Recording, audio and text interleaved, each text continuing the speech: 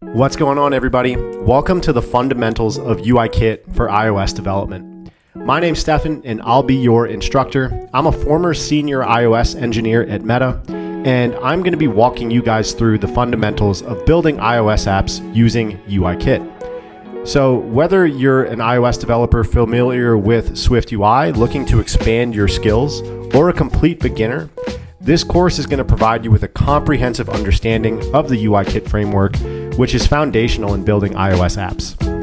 UIKit has been the cornerstone of iOS app development for years, and understanding its principles is essential for any iOS developer. Through a combination of lectures, hands-on coding exercises, and projects, you guys are going to learn everything you need to know to start building robust and user-friendly iOS apps with UIKit. So let's dive into the course objectives, and then we're going to cover the prerequisites before we get started. So, Objective 1, we're going to be understanding the key concepts and components of UIKit. We're going to learn how to create user interfaces programmatically and through the interface builder using Storyboards. We're also going to master UIKit elements such as views, view controllers, and navigation controllers. We'll also be covering different architecture patterns that are very common in the UIKit landscape, and we're going to develop practical skills through hands-on coding exercises and projects that we're going to build throughout this course, guys. In terms of prerequisites, you're going to want a basic understanding of the Swift programming language. If you guys don't have that, that's okay. We have courses available on the website at stefancodes.com that can walk you through the very basics of programming, and then you should come back to this course after that. Familiarity with Xcode is also desired. If you have done any sort of iOS development, that's a huge plus. And some SwiftUI knowledge is helpful, but not required. And by the end of this course, guys, you're going to have the knowledge and skills to confidently develop iOS applications using UIKit. You'll have the skills to enter into the professional world and jump into code bases that are built using UIKit. And whether you're starting from scratch or transitioning from SwiftUI, this course is exactly what you need to further yourself as an iOS developer. So let's get started. What's going on, guys? Welcome to the UIKit Fundamentals course. In this video, we're going to be understanding UIKit in iOS development and mainly covering what UIKit is, why it's important for you as an iOS developer to know and understand how to build apps with UIKit, and we're going to be covering the differences between UIKit and SwiftUI. So let's go ahead and get started. So what is UIKit exactly? It's a framework in iOS that provides the infrastructure for building user interfaces. It's a comprehensive set of classes, protocols, and methods for constructing and managing graphical event-driven user interfaces in iOS apps. And that's just nerd speak for saying it's basically a library that gives us the tools to be able to build user interfaces, much like SwiftUI, right? So let's explore the differences between UIKit and SwiftUI. So UIKit is an imperative programming style, and in contrast, SwiftUI is a declarative programming style. So what exactly are the differences between those two things? Well, in imperative programming styles or languages, developers have to specify exactly how the UI should look and behave. Whereas in a declarative programming style, you basically declare how you want the program or the UI to behave, and it figures it out for you. So UIKit with an imperative programming style is inherently more work and less intuitive, where SwiftUI is declarative and it is state-driven UI that is more intuitive and easier to build out user interfaces in. And we're going to do a ton of examples with this as we go through the course, guys. And UIKit is basically considered the legacy UI build system for iOS apps. UIKit has been around since the very first iPhone came out, guys. SwiftUI is a lot newer and was introduced in 2019 and is not as widely used in iOS apps, but that is changing now that SwiftUI has been around for 5 years and people have really seen massive benefits in introducing SwiftUI into their code bases. Developer velocity is a lot higher, it's a lot more intuitive, and it's basically just a lot easier to build iOS apps or UI for iOS apps using SwiftUI. Next. So with all that being said, why should you still know UIKit if SwiftUI is supposedly so much better? Well, it gives you a foundation for understanding of how iOS apps work, guys. So understanding UIKit principles provides a solid understanding of how iOS apps are built And many existing apps and projects still use UIKit, so that's a big one right there, right? You might go into a legacy code base as a professional engineer, and the entire app could be built with UIKit. And if you've never done this stuff before, you're going to have a pretty massive learning curve, and it's going to take you a lot more time to get up to speed and actually start developing features in that code base, right? And another thing with UIKit that's actually a benefit over Swift UI is the flexibility and control that we have when working with our UI. So we have fine-grained control over UI components and interactions, and we have an ability to customize every aspect of the app's appearance and behavior. We also have a lot more control over how views are initialized and created and ultimately destroyed than we do with Swift UI. So with UIKit, one of the big benefits is that we just have a lot more programmatic control over how everything works because of the nature of imperative programming. And then compatibility, guys. UIKit is compatible with older iOS versions, and as we talked about before, legacy codebases and projects may rely heavily on UIKit. So it's very important as an iOS developer to still have an understanding of UIKit and how to build apps with it. So in conclusion, guys, UIKit is the backbone of iOS development, providing tools and infrastructure necessary for creating rich, intuitive, and interactive user interfaces. While SwiftUI offers a more modern and declarative approach, UIKit remains essential due to its maturity, flexibility, and widespread adoption.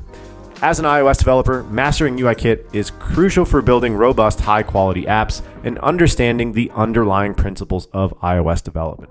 So throughout this course, guys, we are going to be starting with the basics of UIKit and understanding how an imperative programming language works. And then we're going to get more and more advanced up until the point where we're actually going to build out a full application that's going to be this awesome cryptocurrency app that we're going to build. And we're going to do so using UIKit. And we're also going to go over the compatibility between UIKit and SwiftUI and how to integrate one into the other to ultimately arm yourself as an iOS developer with all of the tools and the weapons that you need to succeed and gain an edge over your competition and ultimately just expand your knowledge and skill set as an iOS dev, guys. So let's go ahead and start with jumping into Xcode and really diving into practicing building apps with UIKit. What's going on, guys? In this video, we are going to be getting our Xcode project set up before we dive into actually building out some UI and some applications with UIKit. So let's go ahead and get a new Xcode project opened up. We're going to select iOS as our platform. We're going to select app, hit next. And this next part is important, so make sure you follow along closely. I'm going to go ahead and call this like UIKit tutorial or something like that. And for your interface, guys, you are going to make sure that you have Storyboard selected. Do not use SwiftUI. Make sure you select Storyboard. This is how we are going to build apps in Xcode using UIKit and Storyboards. So make sure Swift is your language and we don't need to utilize any sort of storage. Let's go ahead and hit next, and it's going to create our Xcode project for us. Hit create, and we have our template here. So to get things started, guys, I want us to just go ahead and organize our project directory, and then we're going to dive into what some of these files are and what their functionality or primary function is. So let's go ahead and just create a couple folders here, guys. I'm going to create one for my app level stuff.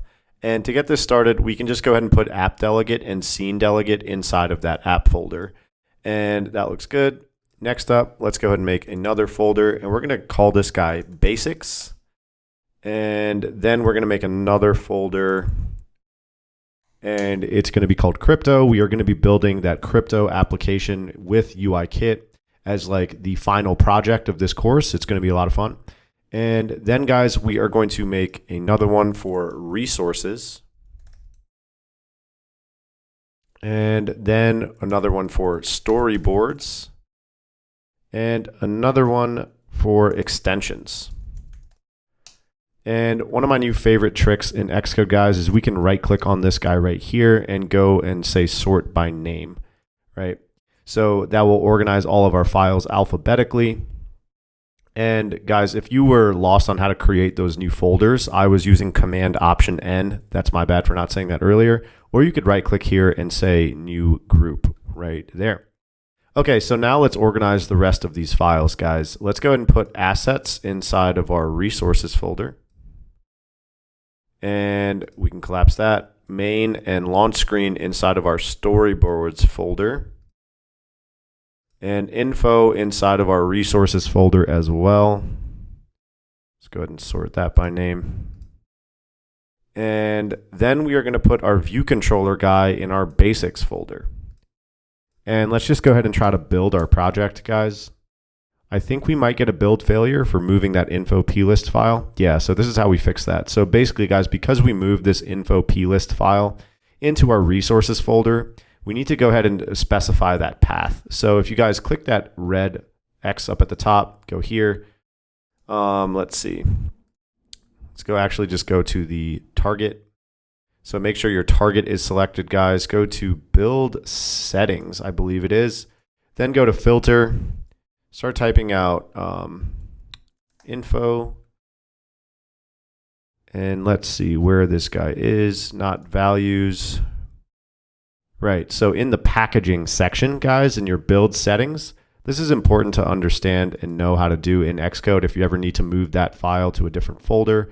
In the info plist file path, you guys, we're just going to go ahead and say /resources /info.plist, and make sure you spell that right. Matches up with your folder name. Go ahead and try to build again, and we should get a build succeeded message. Awesome. So now that we have our project directory organized, guys, let's go ahead and take a look at some of the files in our project that you guys may or may not have seen before with a UIKit project and explain their primary function. And we'll also talk about the similarities in the UIKit stuff between SwiftUI apps. So we're going to start in our app folder here, and we're going to hop into this app delegate file and the scene delegate guy as well in a little bit. And from a high level, guys, these two files are responsible for managing an iOS app's events related to things like startup and termination and state transition. So when you launch your app for the first time, when you transition it to the background, when you kill the app, these two files are responsible for managing those events related to those types of things. So the app delegate, guys, it is going to contain methods that are called at various points during the application's lifecycle. Like this one, for example, here gets called when the app finishes launching. So you can do a bunch of stuff inside of this function once you can guarantee that the app has finished launching, it's made it past the launch screen. And this is like what you can do with things like startup. You guys will, if you've ever taken courses with me before, this is where you would like configure Firebase and all of that stuff. You can also configure push notifications in your app delegate file, all of that type of stuff there, guys.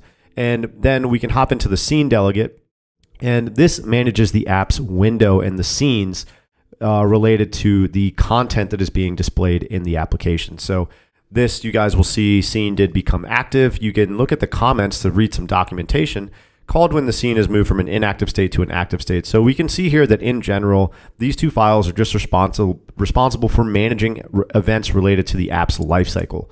So that's important to understand, guys, because we are going to be using these files to do things with applications in UIKit. And the equivalent of this in SwiftUI would be something like an app file, guys. So let me just go ahead and pull up another Xcode project I have and show you what the equivalent would be. So I can pull up this Tinder clone that I have, and you guys are going to see that with every SwiftUI app that we build, we get access, or we get this app file by default, right? And you guys can see here that we created an app delegate here to mimic this sort of app delegate we get in UIKit. That's going to help us do things like configure Firebase and all of that stuff so that we can perform some sort of action when the app finishes launching, right? So this is pretty much the same thing as the app file in a SwiftUI app, guys. So that's that. Let's go ahead and move on to the next one. We're going to take a look at these storyboards that we have here, guys. So this is a really interesting feature with UIKit applications. So you guys might notice this is pretty similar to like the preview that we get in SwiftUI. The difference is we can actually like drag and drop UI components onto this guy, right? So like I could drop a label onto my app here and I can configure this stuff live. And this is what's known as a storyboard. So it's just a visual sort of graphical user interface where we can build out screens for our applications built in UIKit. And this other one we have here is going to be the launch screen for our application, guys. So it's that initial screen that shows up while the app is launching. So that's our storyboard files. Resources, these are going to be the same. These are just the assets and the property list for the application. And then, guys, in the basics guy, we have this view controller file. So this is going to be pretty different than what you see in Swift UI, but basically it's going to be similar to that main like content view that we get. So you guys will notice anytime you start up a Swift UI app, let's see, I think you get this content view file, right? So this is basically the same thing, but in UIKit speak. So basically, guys, this view controller is linked to this main storyboard guide that we have here, and it gives us access to be able to programmatically control this screen that we see here. So we can do things like attach this property to our code, and then we can manage what goes on in that view controller or that screen through this class right here. You guys will notice that this is a class. Its subclass is UI view controller. In Swift UI, it utilizes structs and views with a view protocol. So those are some key differences that we're going to do a deeper dive into as we go through this course, guys. I want to actually wrap this video up, and in the next one, actually start to hop into building out our first interface with UIKit using a storyboard and this view controller class. But that's just a quick overview of what these files are in UIKit, what they're responsible for, and also wanted to get our project directory set up to get our project nice and organized. But that's it, guys. Going to keep this video short and sweet. And in the next one, we are going to hop straight into coding and building out our first mobile UI with UIKit. It's going to be super exciting. We'll see you there. Peace. What's going on, guys? Welcome back. Hope you are doing well. In this video, we're going to get started with building out some basic user interface components using storyboards with UIKit. So guys, I want you to go to your storyboards folder and open up the main storyboard file. So as we saw in the last video, you guys are going to just see this screen in front of you. And you guys will notice here that I also have a simulator open up as well. So I want us to go ahead and just run our application and see what happens. So just go ahead and hit Command R or the play button here up at the top. And you guys are going to notice it opens up to just a blank white screen. So this is the current state of my application, guys. It's literally just a blank screen. And you might be asking, how does it know to open up to this screen? That's because of this little entry point arrow right here, right? You see storyboard entry point. If I had multiple storyboards here or multiple view controller scenes, you could call it, I could adjust the root view of my application by pointing this arrow to a different scene, right? So this is how my application currently knows to open up to that particular scene when it first launches. So you guys could literally just hit the home button and you'll see that this is my UIKit tutorial. So this is the current state of my application. Extremely simple, right? So we're going to start really small and we're just going to see if we can change the background color of our main screen here. So guys, go ahead and open up this right side menu and you are going to click on this attributes inspector, it's called, right? So select this option that we see here with the 3 lines. And you guys are going to notice we have a background field, right? So I can just go ahead and hit this drop down menu and change it to like System Indigo, and it will change the root background or the background color of my root view. I could then run the application again, and you guys will notice that that will have changed the background color. So this just gives you a very simple and basic idea as to how we can use the storyboard to modify our user interface, right? So let's go ahead and see if we can actually drag some UI components, as we briefly saw in the last video, onto our screen. I'm going to hit Command Z here, guys, just to undo that. We're going to keep a white background. Let's go ahead and hit this plus button up here, guys. It's right in the upper sort of corner right there, right next to the right side menu. And you guys can literally just take this label that we see here and just drag it onto the screen and see if you can just go ahead and center it there, right? And guys, if you go ahead and run the application again, you are going to notice that we're going to have access to that label on the screen as well. And it's going to be centered there nicely, right? And, you know, just for fun, we can also just go ahead and get some sort of button here. Like let's get a filled button and like maybe just put it below the label, right? Run our application again with Command R. And it is this really sort of nice drag and drop like graphical user interface that we get to help us build out user interfaces. And this is very different than what we see in Swift UI, where everything is done programmatically, right? And storyboards can be fun, but we're going to see a little bit later on in the course why storyboards are bad and you don't want to use them for more complex projects. But this is pretty much where every iOS developer that used UIKit started out, right? Using storyboards to build user interfaces. And it's fun. It's cool at first. It starts to get not so fun when you start to actually build out like a complex UI, but we'll get there a little bit later.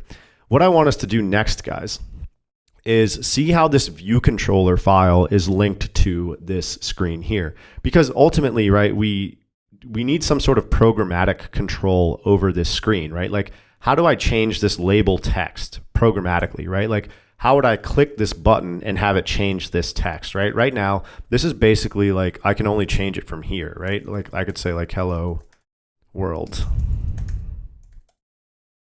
And you guys are going to notice it's all off center and all that stuff. It's pretty ugly, right? That doesn't look great, right? But that's basically all we can really do with storyboards. We do need some sort of programmatic control over these UI components. And we're also going to need a way to set up our constraints here. Like, for example, I'm always going to want to keep this thing centered. Something that's really, really awesome in SwiftUI that people might take for granted is that they automatically center everything inside of their containers, right? So you guys notice how that sort of got offset when I started typing out something longer, right? Like if I do this, then it just looks all kinds of bad and I have to go ahead and recenter it myself.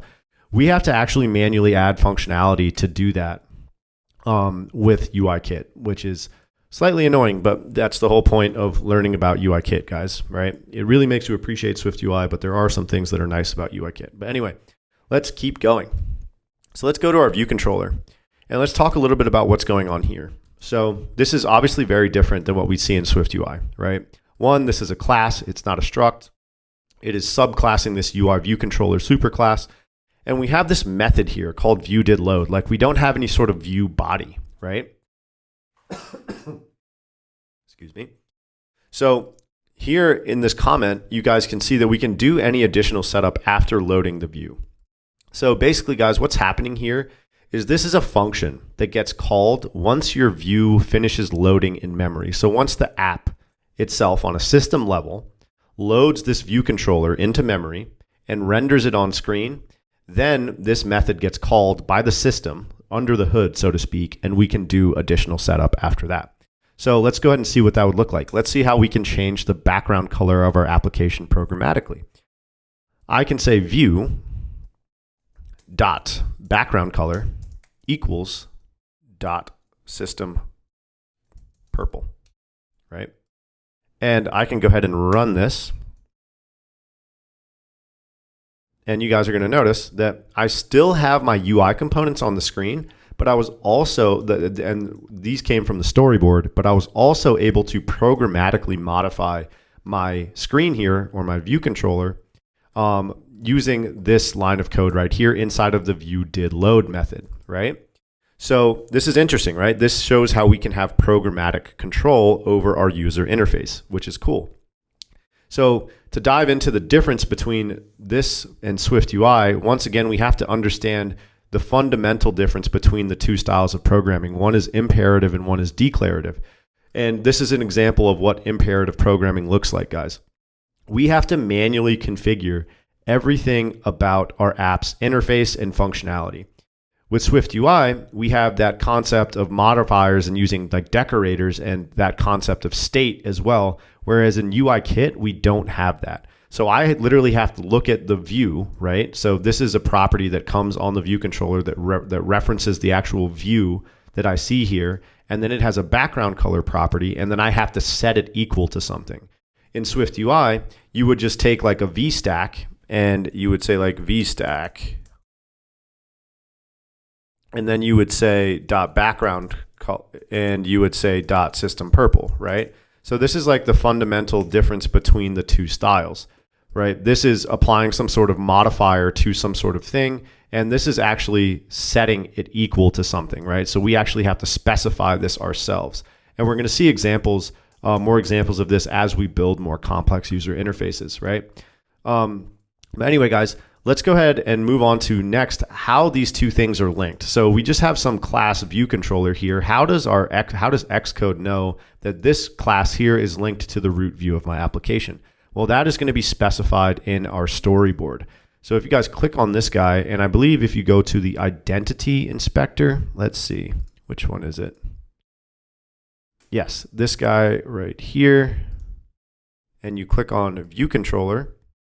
So if you go to this menu here, guys, this is the view controller, and you'll see that it's linked to this view controller class that I have, which is this guy right here. So that is how the two things are linked, and that's how this thing can talk to what is going on here and how they are both sort of in sync with each other, right?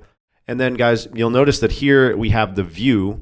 So this is the actual like view that is associated with my view controller, and then that has the individual view components. And if you go back to our view controller class, that's what we were accessing when we set the background color. So this thing is called a view controller basically because it controls the view, right? It's pretty straightforward naming convention, and that's sort of what we're working with here, guys. So that's a very basic intro to how this system works as a whole. Let's go ahead and see if we can dive a little bit deeper and actually build out some functionality to make our app come to life a little bit more. So guys, I'm going to go ahead and make the screen a little bit bigger. We'll bring the simulator back in a little bit. And what I'm going to do, guys, is I want to get the storyboard and the view controller opened up at the same time, sort of side by side. So what you guys can do to do that is with the view controller class open, go ahead and just hold down the option key and then hit main, right? So now it opens these two things up side by side. And here's a really cool feature that we get from Apple. Guys, basically what we want to do is I want to be able to like ultimately click this button and have it change this text, right? So in order for me to do that, I need to have a reference to these things inside of my view controller class. I need to say like, hey, when this button is clicked, I want to change this text to something else. So I can't do that if I don't have a reference to those things inside of my code, right? So here's how we accomplish that. You guys are going to, let's go ahead and get some space here in between view controller and the view to load function. And let's go ahead and click this guy, hello world. And we're going to hold down control. And then we are going to click and drag into our code editor, right? And you guys will notice that once I let go of those things, it's going to pop up with this little window that says, hey, you're trying to connect a UI label to the code, right? Basically, we're linking this thing on the storyboard to my actual code.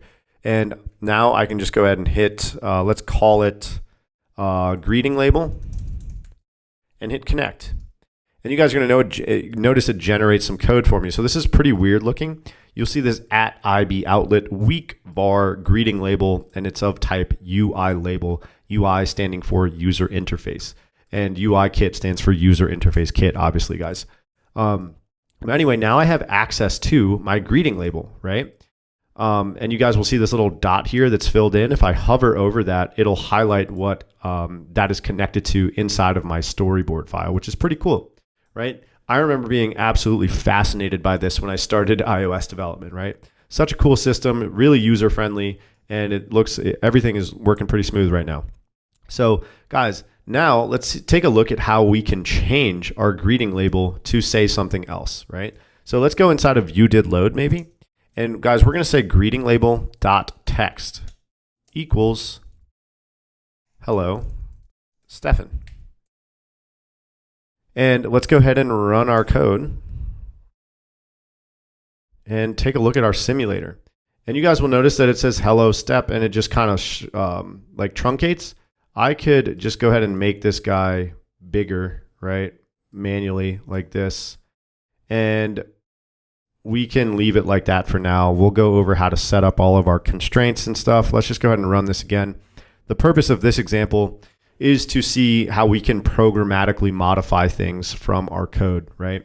So basically, guys, I connected this label to my code. I now have a reference to that on a class level. And inside of my view.did_load method, I said greeting label.text equals hello, Stefan. So guys, you will notice that you can't just put that anywhere, right? Like I can't go here and say greeting label.text or whatever, right? It has to be inside of a function.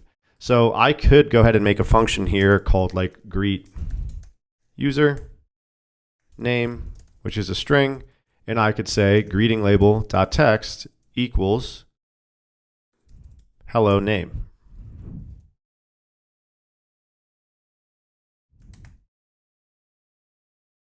And then I could go here and replace that with greet user Stefan, right?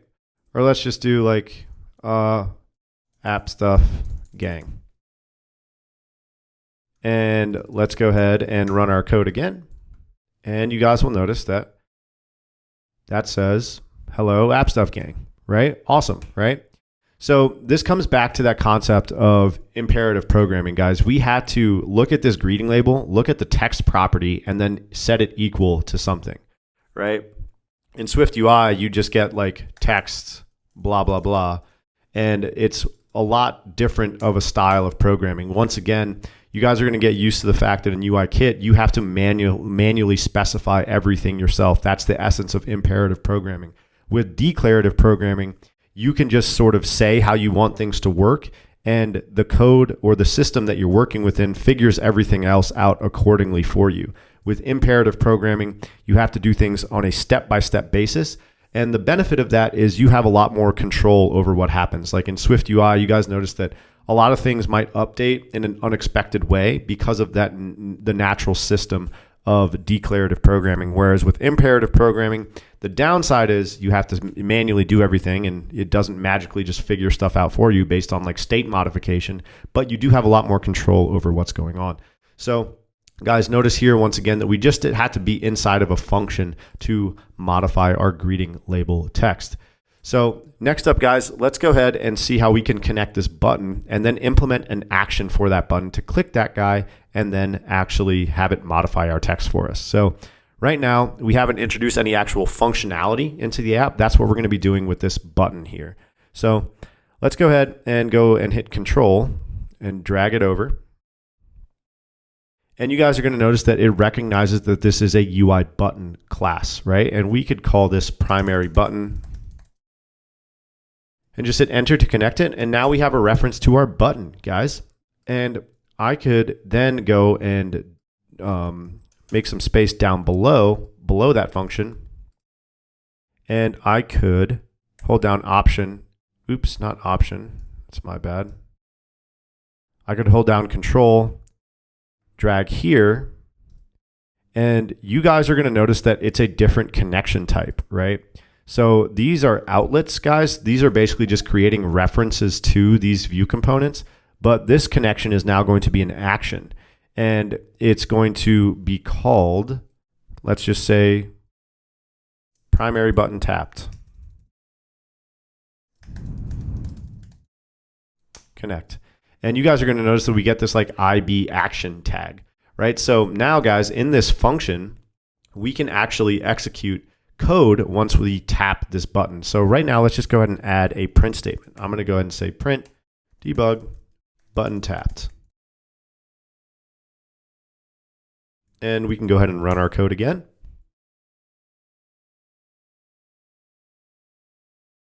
And let's wait for that to build. And you guys notice if I hit this button, you guys will notice I get that print statement down there, right? So guys, this is the code that gets executed when my button gets tapped, right? So now what I want us to do is just add a little bit more like fun functionality to this really simple app that we're building to say that, hey, once we tap that button, then let's go ahead and greet the user, right? So let's go ahead and delete this line of code. So we're not going to modify that greeting label text when the view loads, right? So if you guys go ahead and run this again, you'll notice it just says hello world. And when I hit the button, then what I'm going to do is say greeting label dot text equals greet user, or actually, sorry guys, let's just call greet user. And we can say Stefan again. And let's also go ahead and change the view background color from purple to white, right? Run this bad boy, and let's see what happens when we do that. You guys notice it changes the view to white, and then it greets me as hello Stefan, right?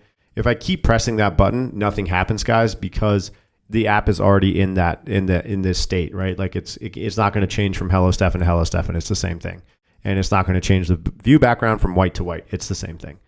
But that gives you guys a pretty solid idea of what it looks like to connect a button and some functionality associated with that button to the screen. So next up, guys, what I want us to do is address this elephant in the room of how to actually make sure these things are aligned properly and centered properly. So this is another unfortunate part about UIKit. We have to also manually set up all of the constraints for our views and the anchors for them and stuff. With SwiftUI, they made that whole process extremely easy by defaulting everything to like a center alignment. We can modify alignments of H stacks and V stacks and have spacers and all of that stuff. In UIKit, we do not have that luxury. So here's what we're going to have to do, guys. First off, let's center our label, right? So we could do that from the storyboard, or we could do that inside of our code. Guys, I could go here and say like greeting label dot text alignment equals dot center. And you'll notice that I could also do that from my storyboard, right? So let's go ahead and get some room here. Go to this guy right here, go to the attributes inspector, and guys, you could modify the alignment to be right or center or whatever it is. And another thing you guys are going to notice is that whatever I type inside of the code is going to take priority as over what is seen in the storyboard, right? So you'll notice that like, even though I say, if I say center here, let's see, and I go ahead and make it right on the storyboard, I believe what is inside of my code is going to take priority and override what's inside of the storyboard, right? So yeah, that's centered there, which is good. So guys, we could center this whole thing, right? And hit center there, and we could remove this from the code if we wanted to, and everything will look fine. But unfortunately, things are not as they seem, right? We actually have to go into each one of these components and manually add constraints to them, guys. And when I say constraints, we have to specify exactly how we want them to be positioned to the screen, or sorry, on the screen or relative to other components. So basically, let's say I always want this hello world guy to be centered in the middle of the screen, right? So what I can do to accomplish that is go and highlight that label or click on it, and you'll see this little guy down here at the bottom called align. You can go ahead and hit that, guys, and then you're going to say center it vertically and horizontally in the container, and then you're going to add those two constraints. And you will notice now that you see these blue lines indicating that I've actually now added constraints, and this view is now pinned to the center of the screen, right? So guys, you'll notice now that it's also just sort of manually figuring out the frame of the label. A problem we noticed with that was if the label grows beyond those bounds, like if I say, hello, Stefan, how are you today? And run my code,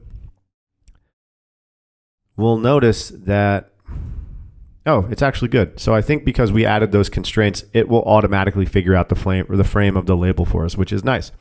So a problem that we now have to solve, guys, is what about the button, right? So this is always centered in the screen, but let's say we always want the button to be positioned relative to this component here, right? So basically I need to anchor the button to this component here. So I could center the button and then provide it with an offset. That's one way of accomplishing this. But what I'm going to do is just anchor it to the top of this hello world label. So, I had two buttons there. So I'm going to move it down a little bit. And what we can do now, guys, is hold down Control, click on the button, and just move it up until it highlights that hello world label or the greeting label. And we'll say that we want to add that vertical spacing, right? And then we'll do another one. And we can center it horizontally based on that as well. So you guys will notice that before, you can sort of see like a red tint. I just hit undo to remove that last constraint. There's sort of a red tint on this button. And what that means is, guys, is that it only has a constraint on one axis. So right now, we have this vertical spacing to this component. So we will always have whatever this vertical spacing currently is to this label. But you'll notice that this label has these sideways lines as well. And that's because we need two axes of constraints for each component so that it can, our system can properly configure this on the screen and know exactly how to like render it. So right now this only has a y-axis constraint, right? We need some sort of constraint on the x-axis as well. And we could just go ahead and say that we want this to be like centered horizontally in the container, add one constraint, and now it's good, right? So I have my y-axis and my x-axis constraints there. So now that's good. And guys, let's go ahead and see what it would look like to set a width constraint on this and height. Like how do I set the frame of this button? So I could manually just like drag like that, right? And that's technically fine, but we actually want to manually specify this stuff as well.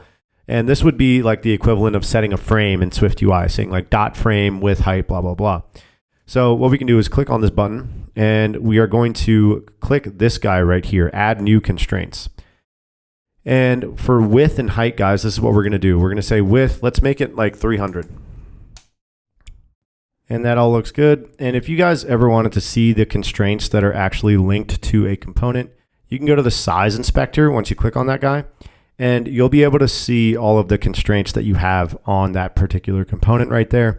And if you ever wanted to remove constraints from it and sort of start over, you can go to this option here, resolve auto layout issues, and you can just say clear constraints.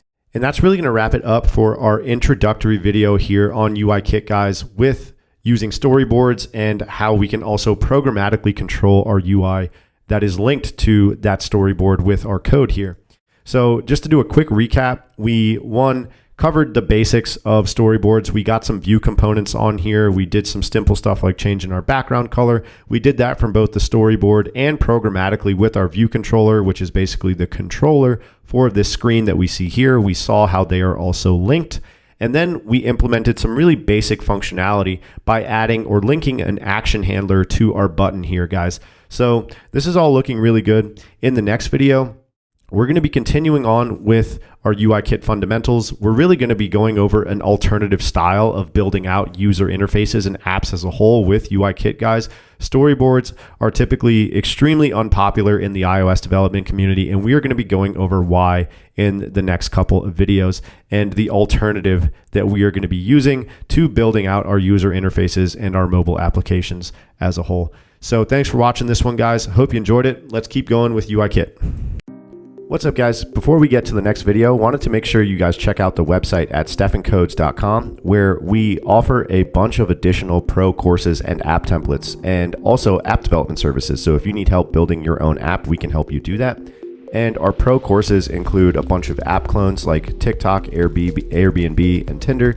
So if you guys want to learn how to build apps like this from scratch, make sure you go ahead and check out the pro app clones.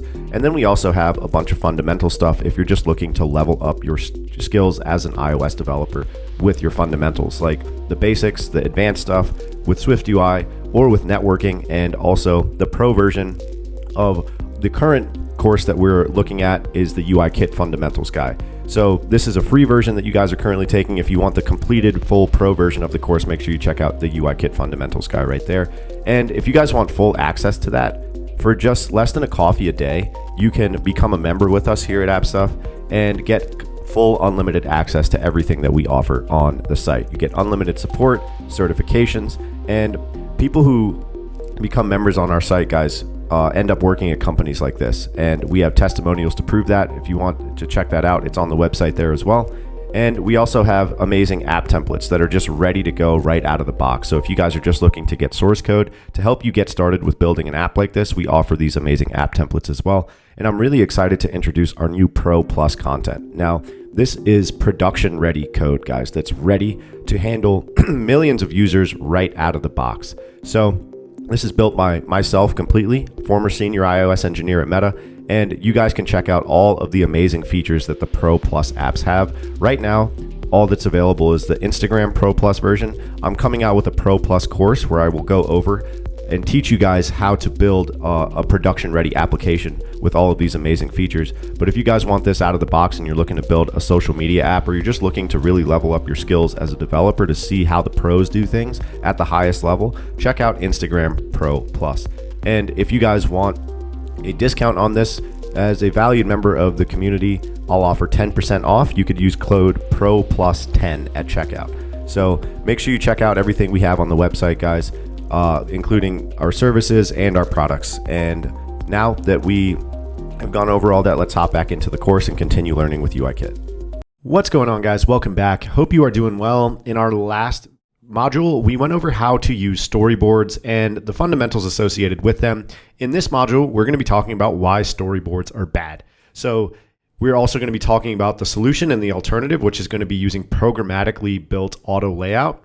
And we're going to do an example of that in this video. And you guys might be wondering why the hell I taught you storyboards in the first place. Well, they are still important to know because let's say you get to a job where the app is built entirely with storyboards and you've never seen that before. There's going to be a much bigger learning curve for you. So I did want to introduce you guys to them. And now we're going to talk about some of the disadvantages of storyboards.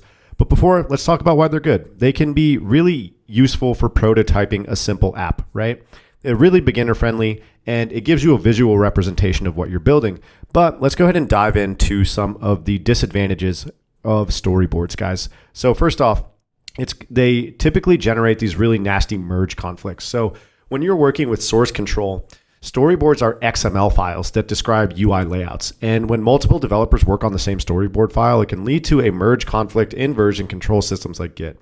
This can become a significant issue in larger teams or when working on complex UIs.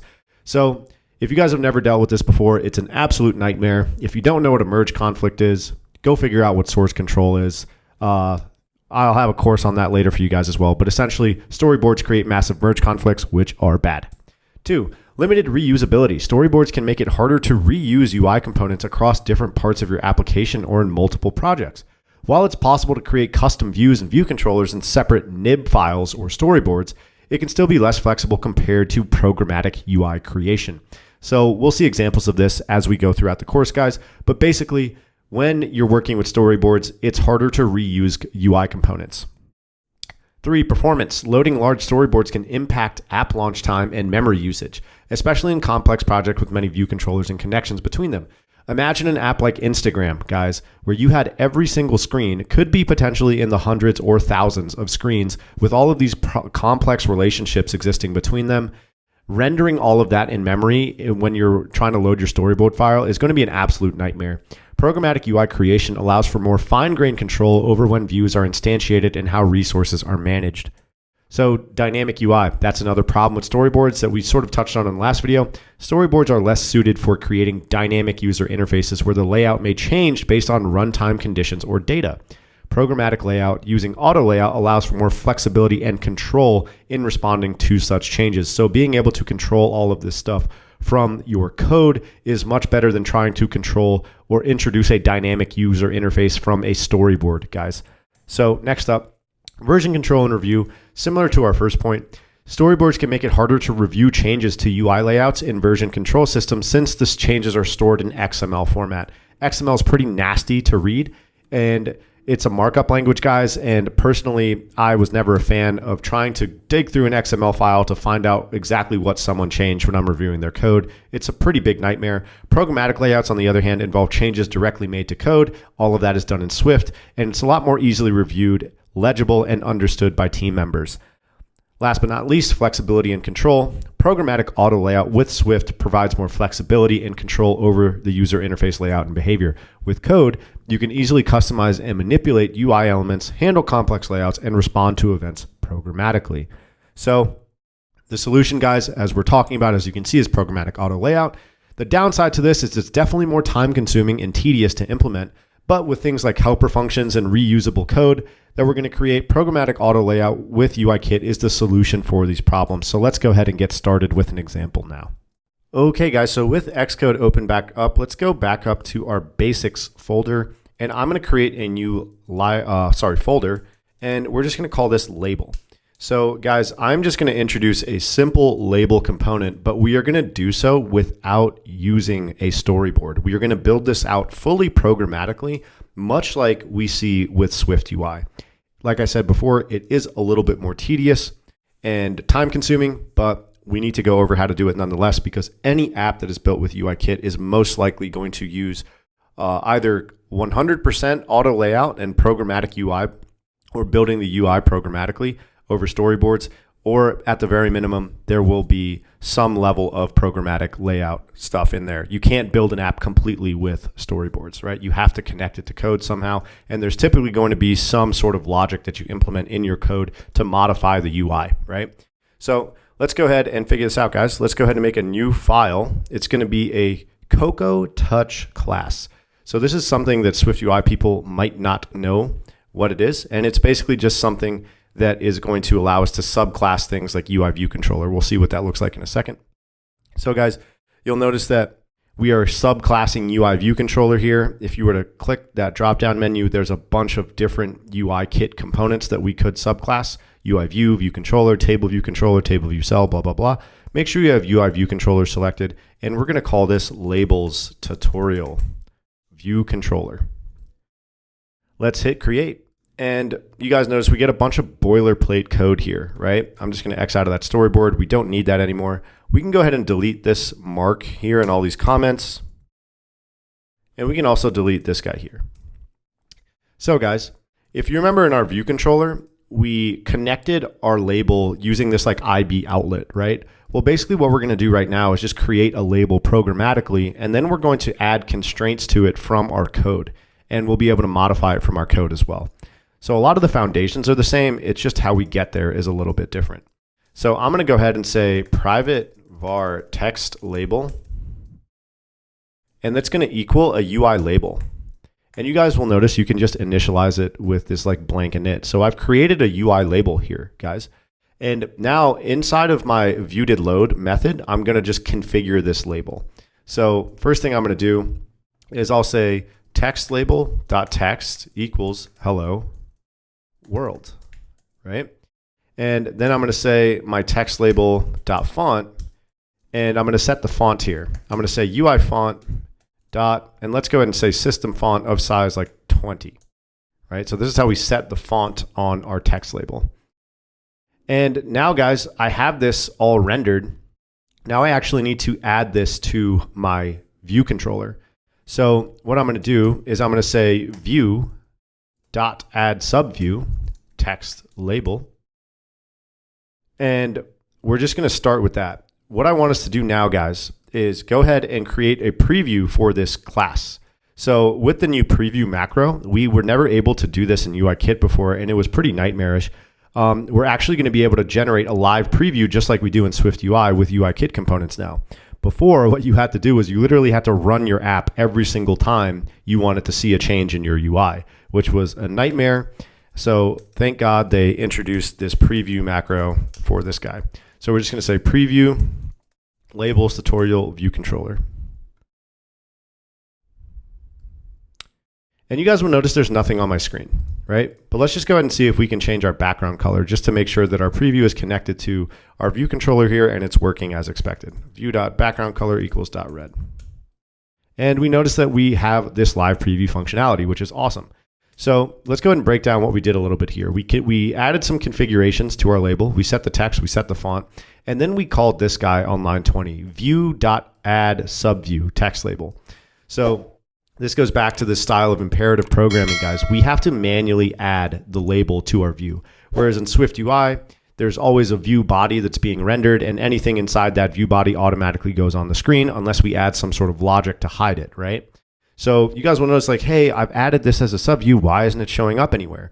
And that's because we need to manually configure these constraints for our text label programmatically. So what I'm going to do, guys, is say text label dot center Y anchor. So this is a property that subclasses this NS layout Y axis anchor. This is basically just how we programmatically manage our constraints. And I'm going to say dot constraint, and then you're going to select this equal to option, and you're going to set it to the views center Y anchor. And then you actually have to say dot is active equals true. And then we are going to copy and paste this line and do that for the center X anchor as well, guys. So just modify view.centerX, center X. And you guys will notice it still isn't showing up. And it's like, what the heck is going on, dude? So there's actually one more line of code that we need to execute, and it's going to be what activates our programmatic auto layout. So I'm going to say text label and you're going to say dot translates auto resizing mask into constraints equals false. If you read the description, it's a Boolean that determines whether the view's auto resizing mask is translated into auto layout constraints. So basically, guys, you can think of this property as something that enables the auto layout for us here that we're doing here, right? So if that's by default set to true, which I don't like that Apple does that because you always have to set it for false every time you add a component. And it basically says, okay, I'm going to manually figure this stuff out, right? Which is what we did here. And you guys will see that showing up right there. I could change the font to 24. I could say bold system font of size 24. And this is the essence and the fundamentals or foundation of programmatic auto layout, guys. We create some component programmatically, we configure it, and then we add it to our view and add the constraints, right? So let's go ahead and see if we can create another label. And I'm going to do it in a slightly different way. So I'm going to say private var subtitle label. And this is another really common notation you guys are going to see when creating components programmatically. And we're going to go here and we're going to say colon UI label.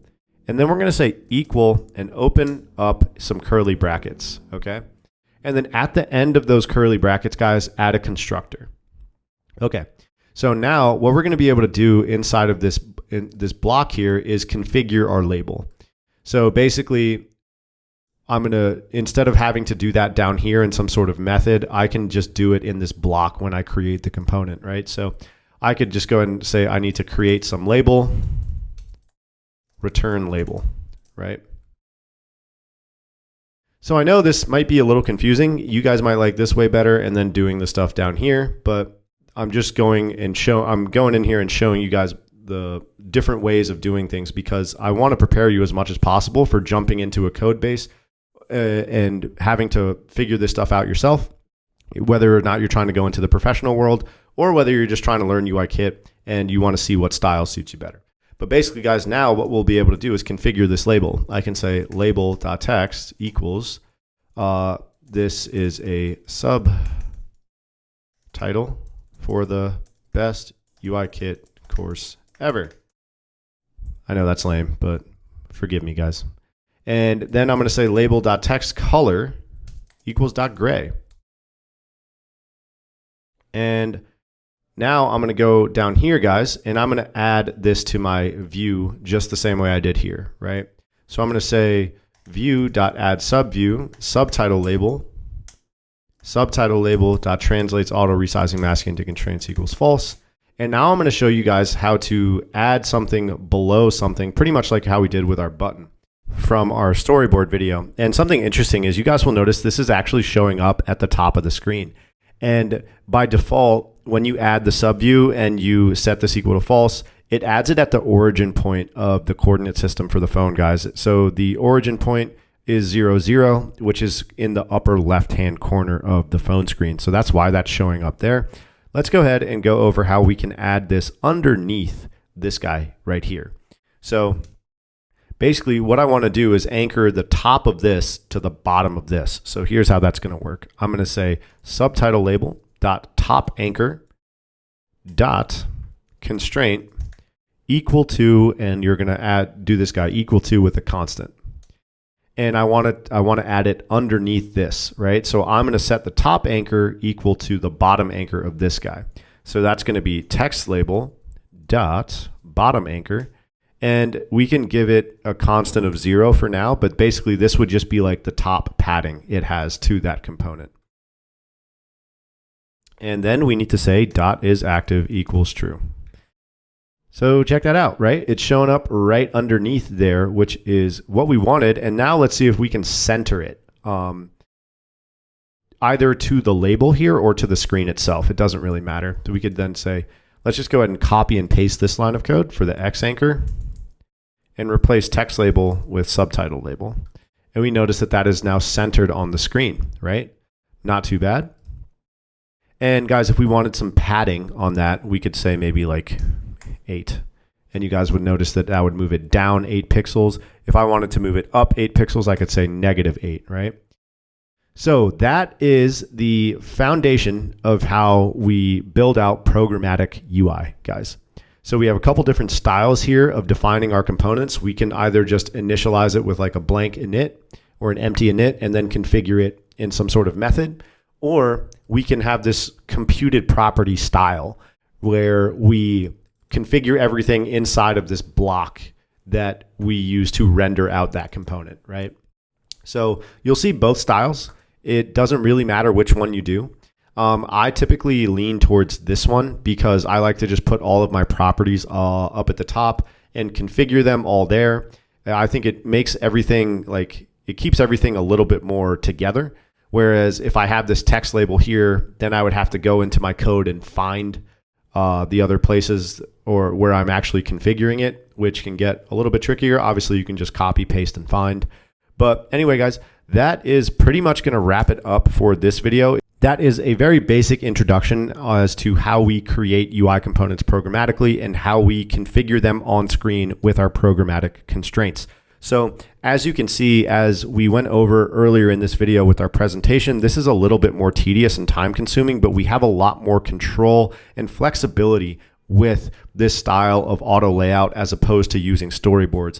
And when we actually get into building an application that we're going to do at the end of this course with more complex and dynamic UI, we're really going to see the benefits of that. But for the rest of this course, guys, we're just going to keep going through some of these basic components in UIKit. We're going to be doing a button in the next one, just to give you guys a really solid foundation as to how to develop basic user interfaces with UIKit and programmatic auto layout. So we'll see you there, guys. Peace. What's going on, everybody? Welcome back. In this tutorial, we are going to be looking at how to programmatically create buttons and how to add targets to those buttons to handle the functionality of them when a user clicks on that button. So I went ahead and made a button tutorial view controller inside of a new group called buttons, guys, in our basics folder. So you should just pause the video and go ahead and do the same. So really quickly, I'm going to go ahead and get my preview up and running while you guys do that. So we have our button tutorial view controller, and we should just get a blank white screen up on our simulator showing up here in a second. So first things first, guys, I am going to go ahead and show you how to just create a button programmatically. So I'm going to go here. I'm going to create a private variable, and we're going to call this show name button.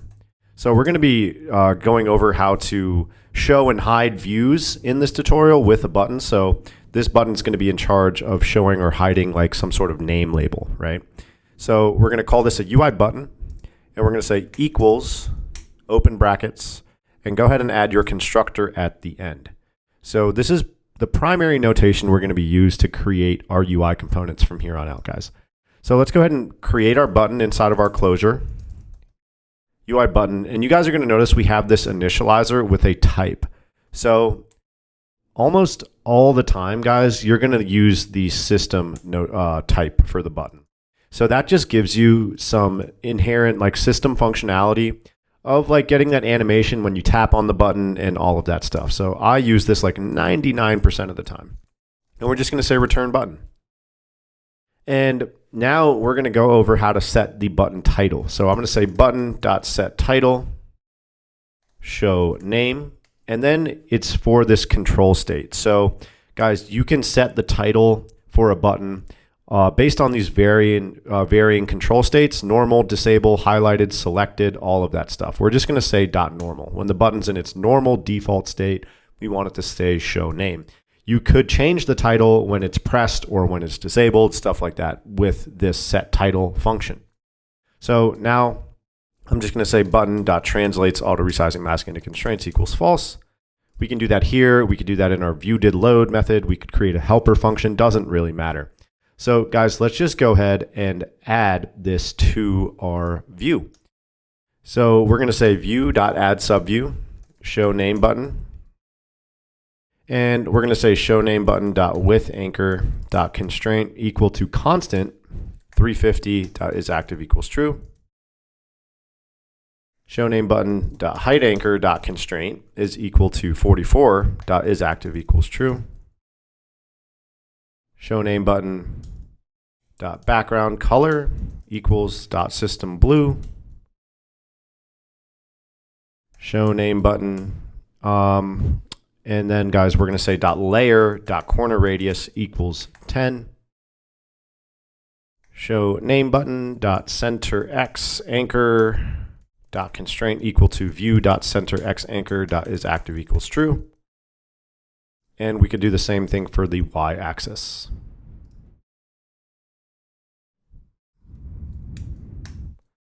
So that's looking pretty good, right? Okay, so you guys will notice that we don't have our title showing up, and that's actually because of this background color we gave the button. So if I were to change this to like system background, you guys would notice that it says show name, but because though the title color and the background color were both system blue, it's not showing up. So what we can do is go here, guys, and say button.titleLabel.font. And we could maybe make this like bold UI font dot bold system font of size 14 and button dot set title color. And we could say dot white for dot normal. And you guys will notice we now have a pretty good looking button, right? So now, guys, what we want to do is create like some sort of name label. And then what we're going to do is just go over how to add functionality to this button to show and hide that name label. So let's go ahead and create this name label now. Private var name label. And I'm just going to go ahead and copy and paste the code to create this label really quickly, guys. I don't want this to be a lecture in typing. And with UIKit, there is a lot of typing involved. So I probably will be doing some copy and pasting quite a bit throughout this tutorial, this entire course. I think you guys are starting to get the gist of how to create these things. And the more you do it, the more practice you get, the more second nature it becomes. So now we have our name label, guys. Let's go ahead and add this name label to our view. So we're going to say view.addSubview name label. And we're going to say name label.center x anchor. We're just going to center it. View.center x anchor is active equals true. And then we are going to put it below the button, guys. So I'm going to say name label.top anchor constraint is equal to and with the constant as well, show name button.bottom anchor and a constant of 16. And dot is active equals true. If you guys forget to do that, you'll notice that it gives you that sort of yellow warning label saying, hey, the result of this is unused. So that just gives you that reminder to set is active to true. All right, guys, so we are not seeing this name label show up, which is interesting. It should be, oh, here's why. So guys, I have this line of code here on line 25 that sets the label to hidden, right? So this is how we can show and hide views in UIKit. In SwiftUI, we have a control flow system where I can add logic to my view to say, hey, if this condition, add this view, if not, don't, right? Well, with UIKit, all views have this is hidden property. They also have an alpha property. So you could say like label.alpha equals 0 or something like that, or you could just use is hidden. And this will manage the like hidden state of your view. And right now it's hidden. I could say is hidden is false, and you guys will see that it adds that name label to my screen. My name is Stefan. Perfect, right? So we're going to default it to true. And then we're going to add a target to our button, guys, to show and hide this label. So how do we do that? So basically in my viewDidLoad method, I can do this here, or I could do this in the definition of my button. I'll show you guys how to do it both ways. We're going to say show name button.add target. And the target for this action handler is going to be this view controller. So in that case, we are going to say self, because this view controller is going to be hosting the action handler for this button. So here's how we then create this action, guys. We have to say hashtag selector and then pass in some sort of method. So we're going to create the method down here, and you guys are going to notice it has to have this @Objective-C tag. So basically we're going to go ahead and down here and say @Objective-C func handle, or we could say on show name tap. And then we can just pass this method in here, and you guys don't need to add the constructor there. And then we want to say for this control event, there's different types of events, guys. We are going to use touch up inside. That means you touched the button inside of the button's like frame, right?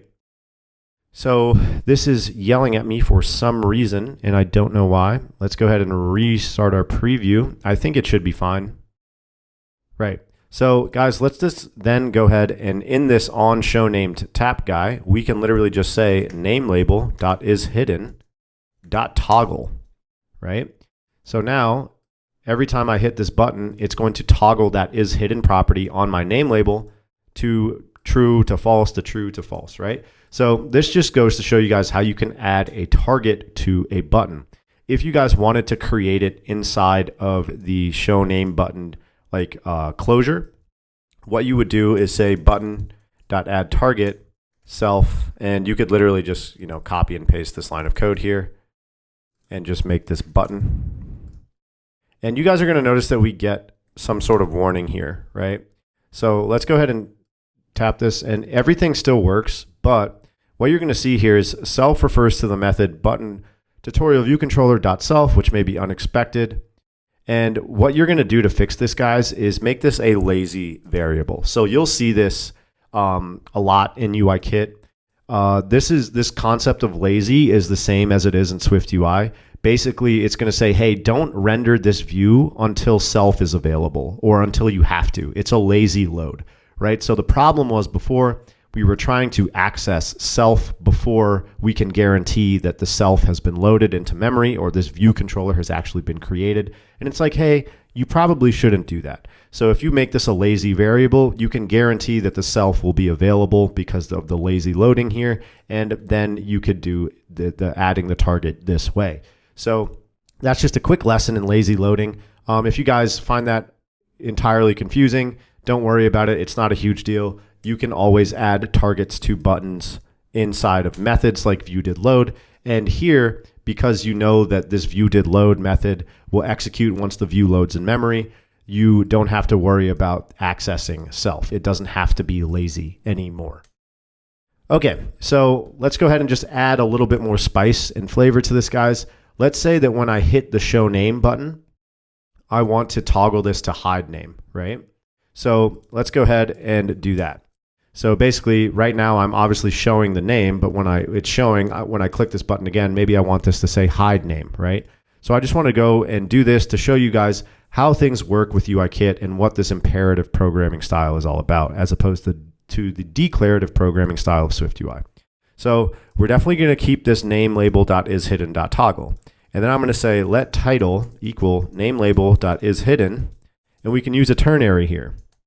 Show name, no, hide name. Show name button dot set title, title dot normal, right? So basically, guys, what we're doing is saying, hey, we're hiding the name label, or we're toggling the isHidden property. So it will toggle between true and false. And then we're creating this title property, and we're going to say, hey, if the name label is hidden, we want it to be show name. If it's not hidden, we want it to say hide name. And then we are going to set the button title with that new title, right? So when I hit this, you guys will notice that it changes to hide name, right? And then I hit that, and it changes back to show name. So we're basically basing the button title on the name label.isHidden property, right? We're saying if name label is hidden, do this. If not, do this. So once again, this is just showcasing the imperative style of programming. We have to specify every little detail about how we want our UI to function. It is not a function of state the same way SwiftUI is. We are basing this title property off of this isHidden property. We don't have any state variables to manage our user interface state, guys. And that is, once again, the essence of imperative versus declarative programming. I hope that is becoming more and more clear as we go. But basically, guys, that is going to wrap it up for this buttons tutorial. Just to do a quick wrap up, we figured out how to create a button, and we also went over how to add a target to a button and how to implement that action handler with this like @Objective-C method. I'm honestly not too sure why they make you do this. We obviously aren't working with Objective-C here. I just do know that Apple forces us to do this when adding selectors to shown buttons, right? It might be built on top of Objective-C or something like that. But anyway, that's just how you work with buttons there, guys. In the next one, we're going to be going over how to work with like basic images and shapes and stuff. So get excited for that, guys. We'll see you there. Peace. What's going on, guys? Welcome back. In this tutorial, we're going to be going over how to create basic images and shapes with UIKit. So let's just go ahead and get started, guys. I went ahead and created an images tutorial view controller. You should do the same. And I'm going to just go ahead and get started with what it's going to look like to create an image. So we are going to create a private variable here. It's going to be called image view. And we can set it equal to a UI image view. And I'm going to just go ahead and once again show you guys what it's like to not do that closure method. Once again, just want to get you guys used to getting reps in both ways or both styles of creating these UI components so that you can decide for yourself which way you like best. So in view did load, we're going to go ahead and configure our image view, guys. We're going to say image view, and we're going to say .content mode. So this will determine how the image scales, guys. We're going to say .scale aspect fit, and we're going to say image view .image equals UI image system name, and we can just say like paper plane or something. So let's go ahead and break this down really quickly before we move forward with our constraints, guys.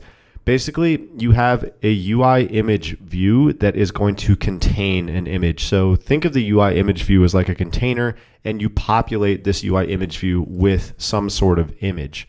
So there is a difference between a UI image view and a UI image. Once again, guys, this is sort of like the parent or container view that you place a UI image within. And you do all the configurations for the image on the image view, like the content mode. And we can also say something like image view dot clips to bounds equals true. So this is the equivalent in Swift UI of setting the content mode to like scale aspect fit and saying dot clipped is true, right? So, and then you guys can also set things like the corner radius on the image and all that stuff, where you would say image view dot layer dot corner radius, and that's how you could round out images and all of that stuff, guys. So that just gives you an idea of how to actually configure an image view. And now we're going to go ahead and add it to our subview. We're going to say view.add subview, image view. And we're going to say image view dot translates auto resizing mask into constraints equals false. And I'm just going to go ahead and copy and paste the rest of these. And you guys can pause the video and type that out. So we're centering it inside of the view, and then we are creating a width and height anchor of 200 by 200, guys. And let's go ahead and get our preview up and running here.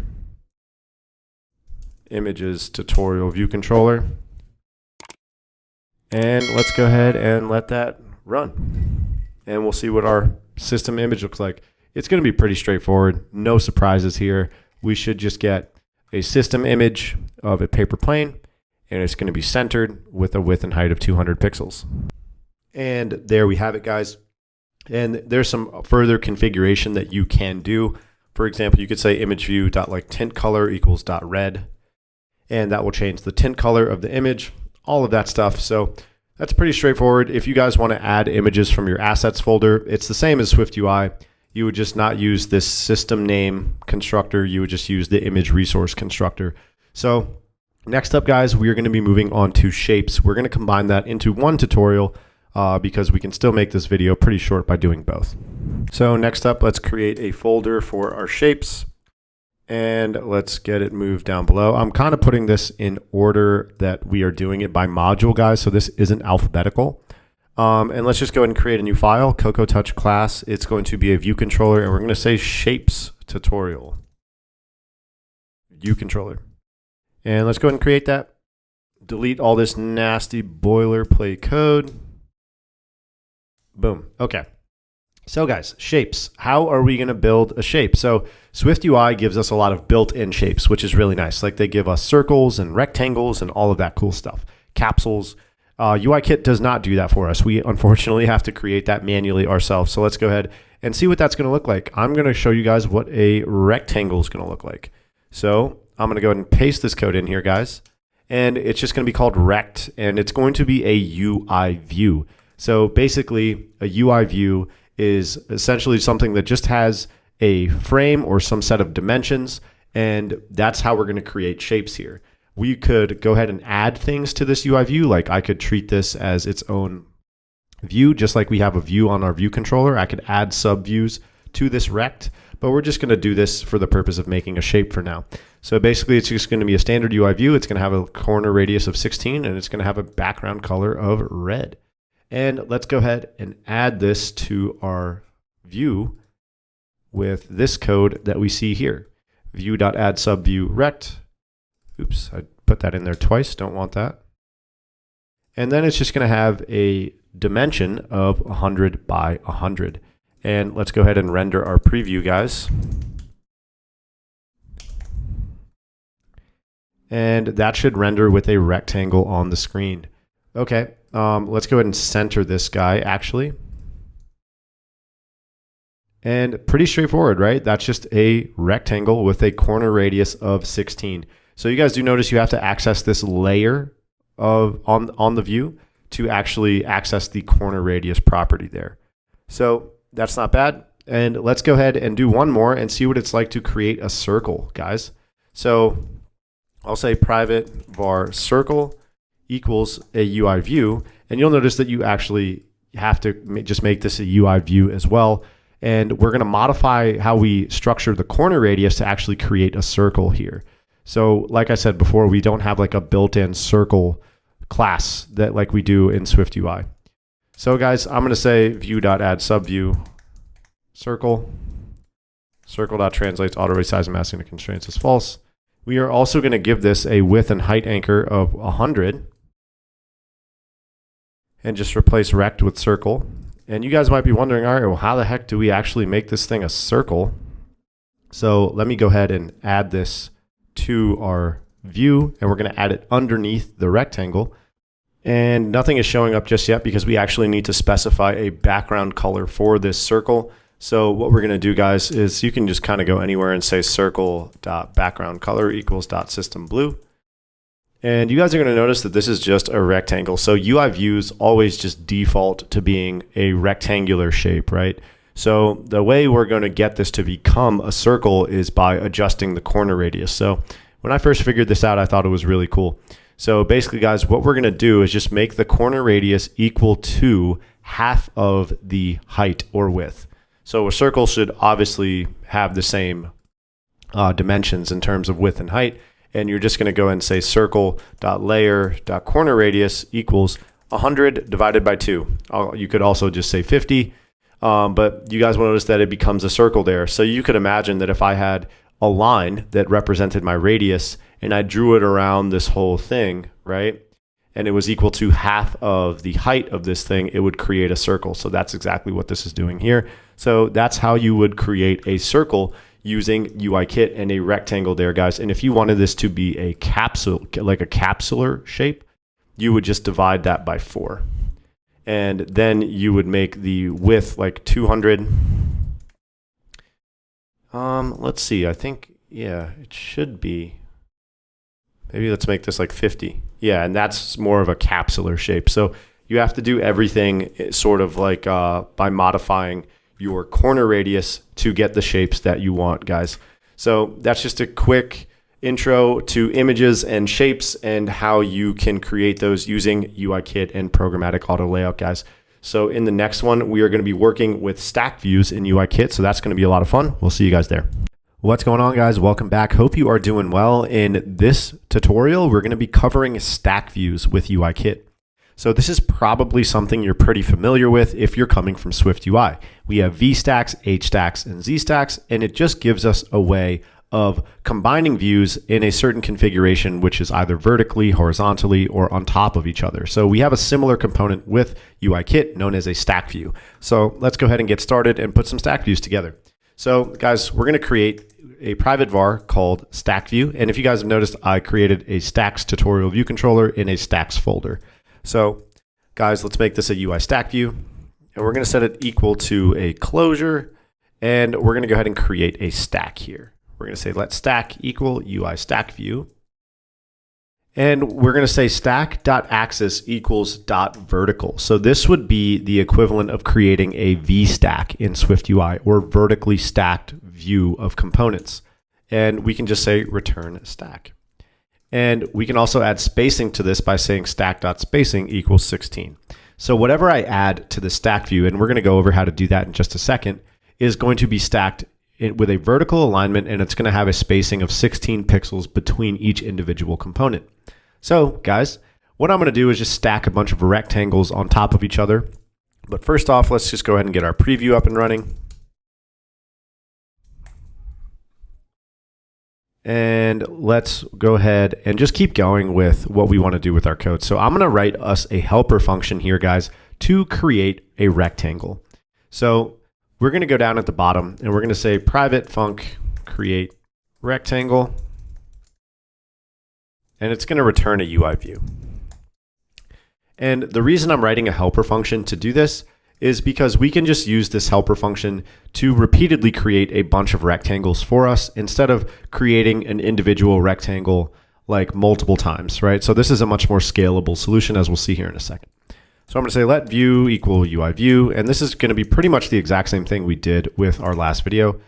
I'm just going to go ahead and copy and paste the rest of these lines of code, guys. It's pretty straightforward. We're just going to say view.heightAnchor.constraint 200, width is 200, layer.corner radius is 16, and it's going to return that view. So now what I'm going to do is go ahead and create a bunch of rectangles and then add them to our stack view.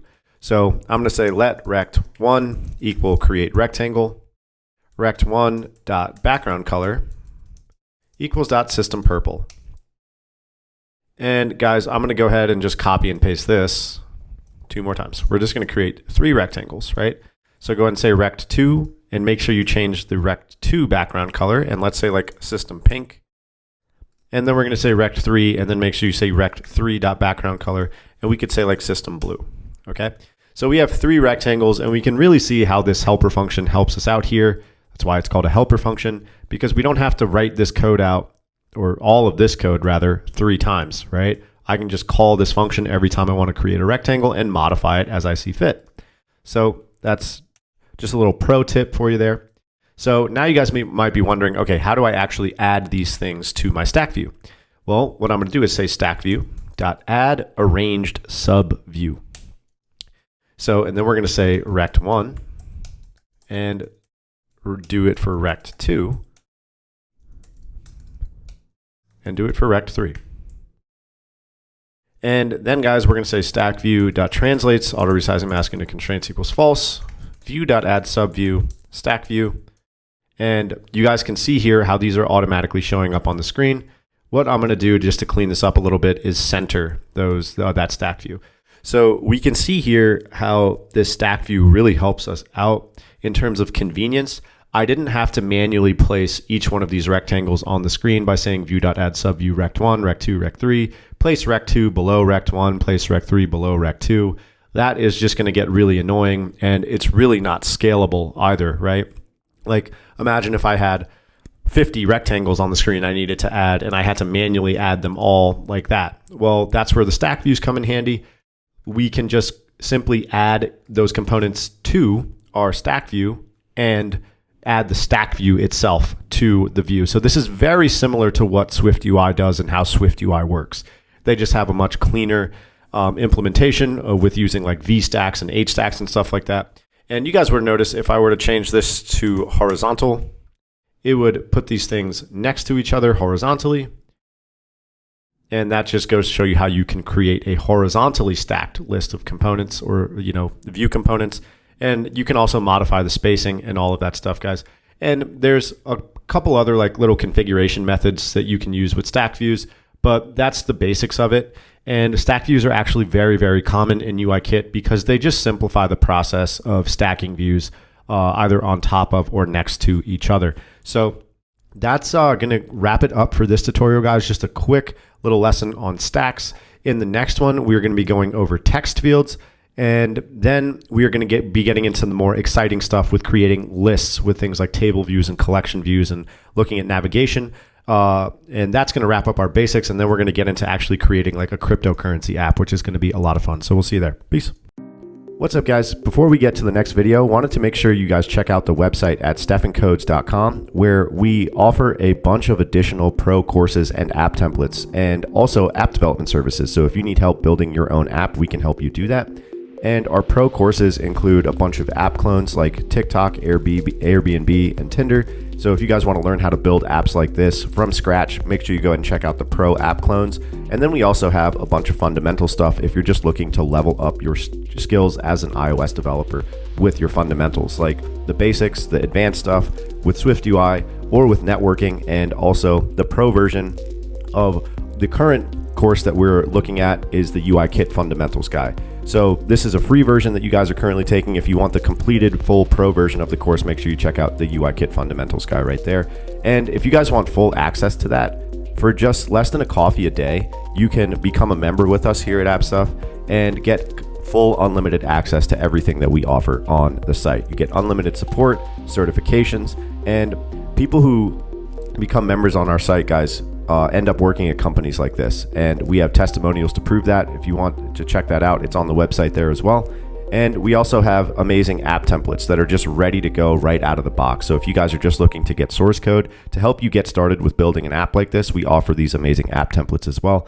And I'm really excited to introduce our new Pro Plus content. Now, this is production ready code, guys, that's ready to handle millions of users right out of the box. So this is built by myself completely, former senior iOS engineer at Meta, and you guys can check out all of the amazing features that the Pro Plus apps have. Right now, all that's available is the Instagram Pro Plus version. I'm coming out with a Pro Plus course where I will go over and teach you guys how to build a production-ready application with all of these amazing features. But if you guys want this out of the box and you're looking to build a social media app, or you're just looking to really level up your skills as a developer to see how the pros do things at the highest level, check out Instagram Pro Plus.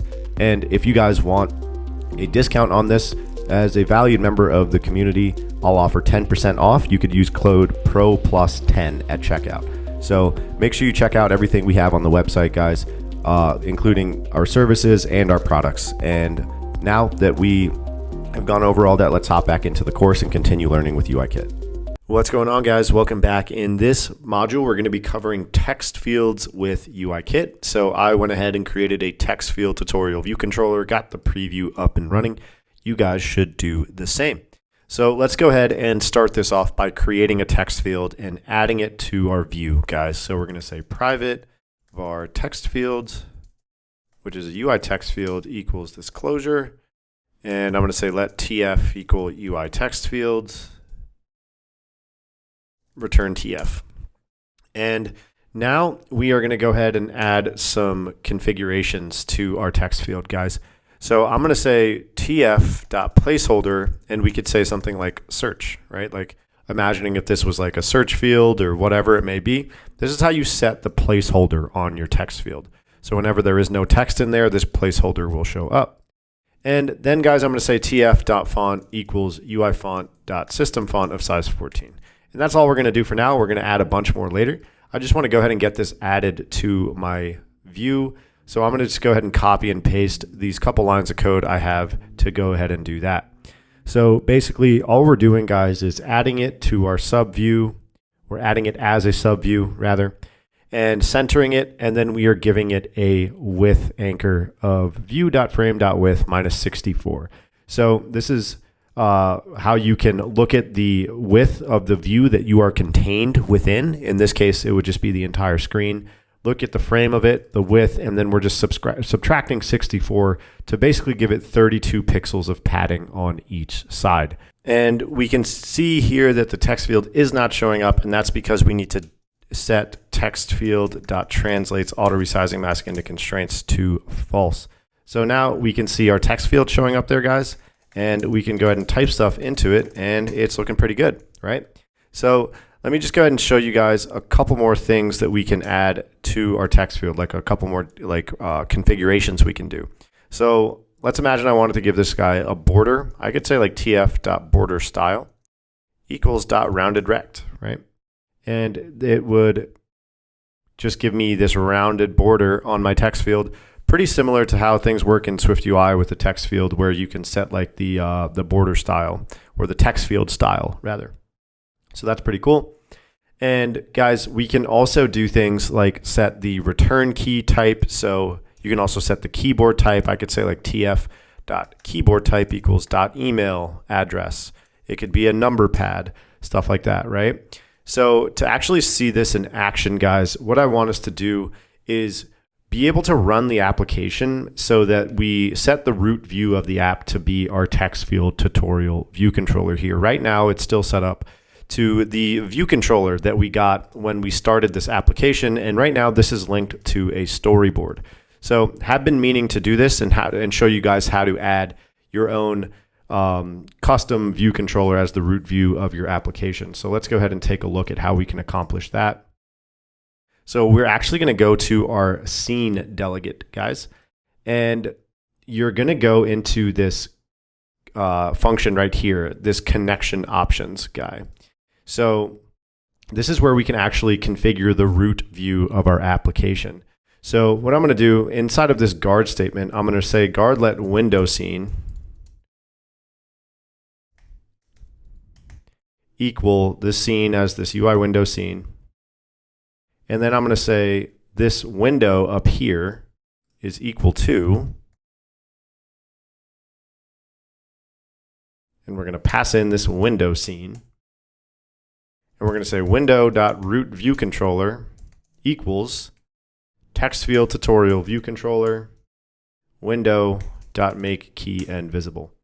So this is how we can set the root view controller of our application and sort of override what's happening in this storyboard. So it overrides this entry point that they give you by default. And now you could literally just go and take any one of the view controllers that we have in our application and set it to be the root view controller of this particular window. I know that's a little confusing. I don't really bother too much with how all this stuff works, like what a window scene is and all that stuff, and you guys don't really need to either. Just know that this is how you set up the root view controller of your app. So now, guys, if I run this and get my simulator up,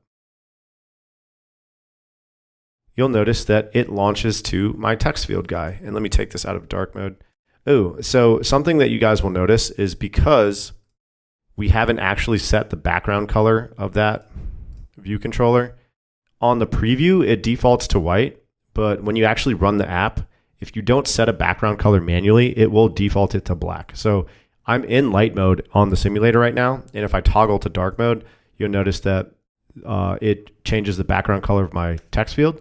So what we can do is just say view.backgroundColor equals .white, and that will force it to white. Right, so even though I'm toggling to dark mode and it's still changing this guy right here, my view background color is always white. But anyway, now, guys, we can see the keyboard type of our text field, right? And it's kind of annoying that they don't give you a keyboard in the preview. So we do have to run the app to figure that out. And I could go here and say like email address or something, run that, and we can get an idea of what this looks like. Right? Just a pretty standard keyboard with an @ symbol. All that looks good, right? And if you guys want to toggle the keyboard up and down with the simulator, just hit Command K.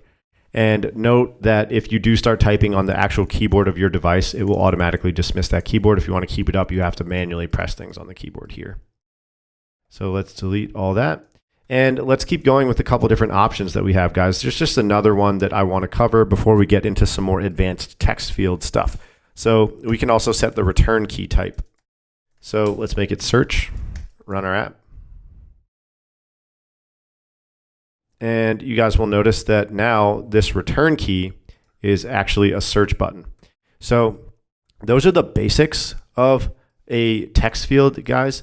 In the next video, what we're going to do is go over a very important concept in UIKit, which is one of delegates and how we can use delegates to control and monitor events that happen on particular UI components. So for example, something similar to what we're going to be looking at in the next video is something like an onChange modifier in SwiftUI.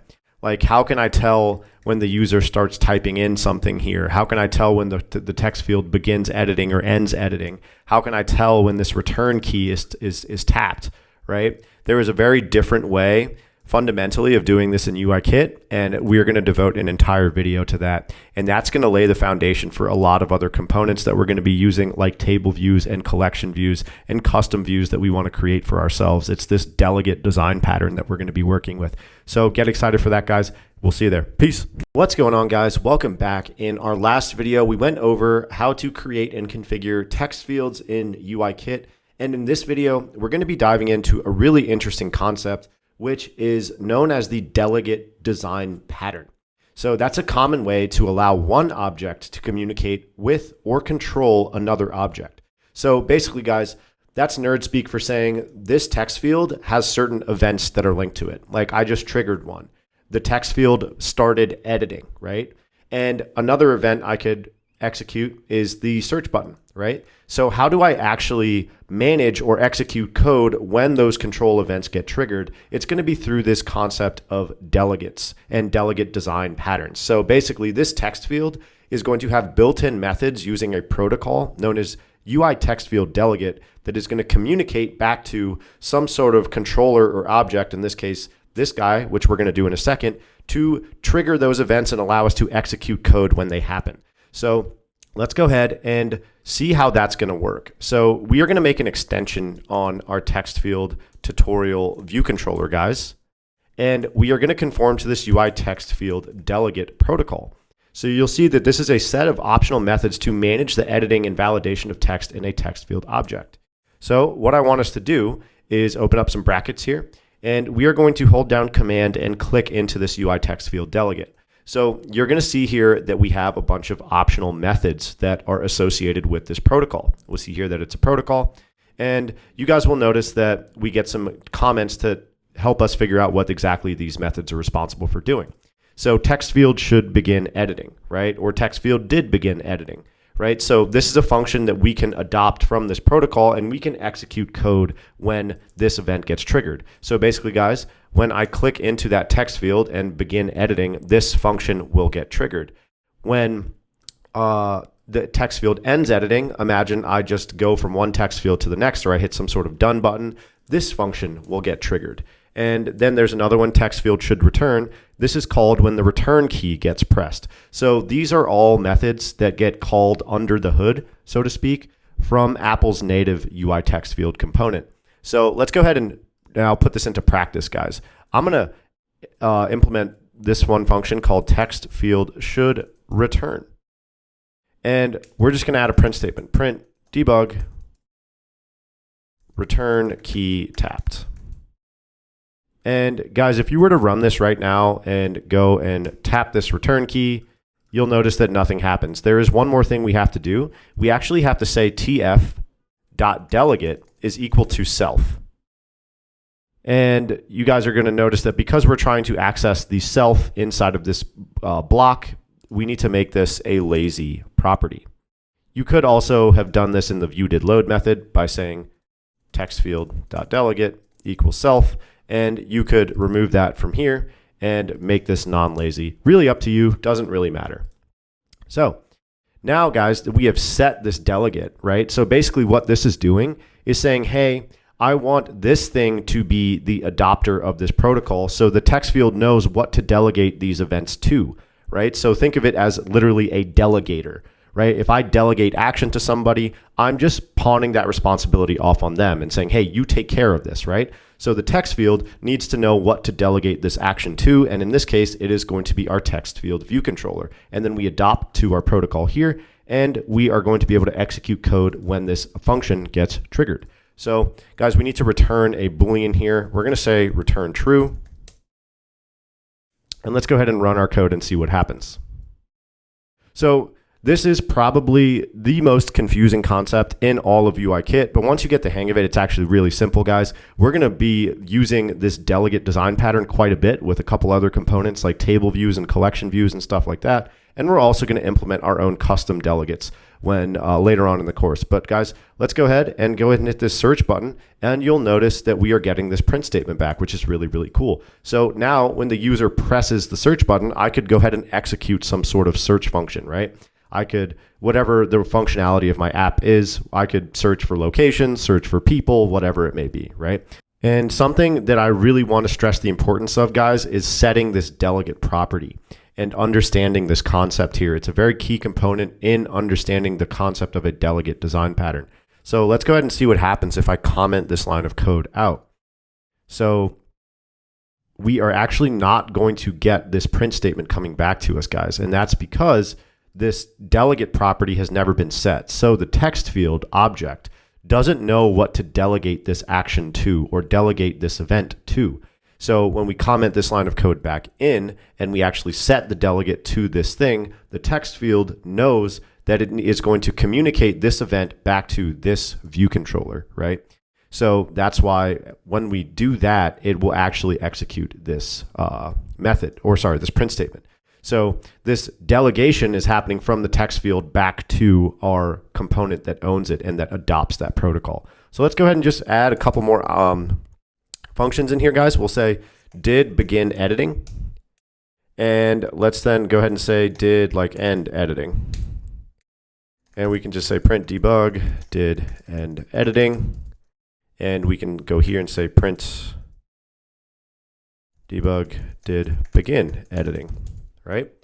And when we hit that return key, guys, let's just go ahead and say text field dot resign first responder. So this is how we actually resign the editing from a particular text field. And this gives you sort of programmatic control over how to focus on a particular text field. So if I had multiple text fields here, when I hit this, I could resign the responder from one of them and then change the responder to the next text field, something like that, right? So let's go ahead and run this really quickly and just see what we get back. So once I hit that, guys, you guys will notice that it says, hey, we began editing in the text field, and you could perform whatever functionality you need to there. And if I hit search, it's going to say return key tapped, and then it dismisses that keyboard because it ends the editing, and then we get this event called. So this is all really cool stuff, right? So this is one of the beautiful things about UIKit. We have so much more control over events that happen on these objects like text fields and table views, which we'll see in a little bit in another video. But this is the benefit of UIKit, guys, right? Like I said, you have much more control over what happens as opposed to Swift UI, where things are kind of happening in a declarative way where you're responding to state changes. Well, here we get to respond directly to event changes, which is nice in a way. It does give you a lot more control over how your application works, whereas Swift UI and the declarative style of programming sort of just does a lot of magic and wizardry under the hood, and you have to kind of figure out how all of those events are and those state changes are affecting your app, right? And things can get unpredictable in that manner. So there are benefits and drawbacks to both styles of programming, as we can see here. So last thing I want to show you guys is how you can monitor when a text field text is changing. So we can actually add targets to text fields as well, guys. So I could go ahead here and say text field dot add target, and we are going to use the self, and we're going to create some selector, and we can go here and say func on editing changed. Sender is a UI text field like this, and I could go ahead here and say on editing changed and make this an @Objective-C func. And the event here, guys, is going to be .editing changed, right? So they actually don't have a delegate method for this, I don't think. We are just going to add a target to the text field, and it's going to be for this event. Whenever editing changes on the text field, we could do something like look at the text field text. So I could just go here and say print debug text field text is, and you can say sender.text. So guys, this concept of a sender is also important to understand. It's basically the object that is going to be triggering this event. In this case, it's a UI text field. If I went and tried to add this as like a UI button, it's going to yell at me and be like, hey, dude, you can't really do that because this is a text field method that we're trying to look at. So make sure the sender is always matching up to the thing that you are adding the target to. In this case, it's a text field. So let's just go ahead and run this really quickly and see what we get back. So this is very similar to the onChange method in Swift UI, guys. So here I could just go ahead and say, like, start typing out like the, And you guys will notice that event gets triggered every single time I change the text on my text field. So this is pretty powerful as well. This is really helpful for things like autocomplete when you're performing some sort of search, or if you just want to grab the text as the user types, you can do it like this. So that's going to wrap it up for our text field stuff, guys. We kind of wrapped in this concept of a delegate design pattern, as we can see here. And this is, like I said, something that we are going to be using quite a bit throughout this UIKit masterclass. And if you guys don't get it now, that's totally okay. This is, like I said, I understand a very confusing concept to get the hang of, but the more you do it and the more you focus on wrapping your head around the idea of this, the easier it's going to become. And by the end of it, this tutorial, it's going to become pretty second nature. And we're going to be using the native protocols and delegates that they give us with things like UITextFieldDelegates and table views and collection views. And we're also going to implement our own, which I think will really help cement you guys' understanding of this stuff. So let's keep going with our UIKit tutorial, guys. In the next one, let me see what we are doing. We are going to be working with scroll views in the next one. So get excited for that, guys. We'll see you there. Peace. Hey, what's up, guys? Welcome back. In this tutorial, we're going to be covering scroll views with UIKit. So it's pretty self-explanatory. It's literally just a scrollable view, and we can place content onto that view, and we can enable horizontal or vertical scrolling. So let's just go ahead and get started and create a scroll view here, guys. We're going to say private var scroll view equals a UI scroll view. And that's pretty much all we have to do for now. What I want us to do next is create the content that is going to go on top of this view, or that is going to be contained within this scroll view. So I'm going to create another stack view. It's literally going to be the same as what we have in our stacks tutorial, guys. And we are going to then add these two properties as well. Rect height and number of recs. So we're going to have 20 rectangles, and they are all going to be 200 pixels.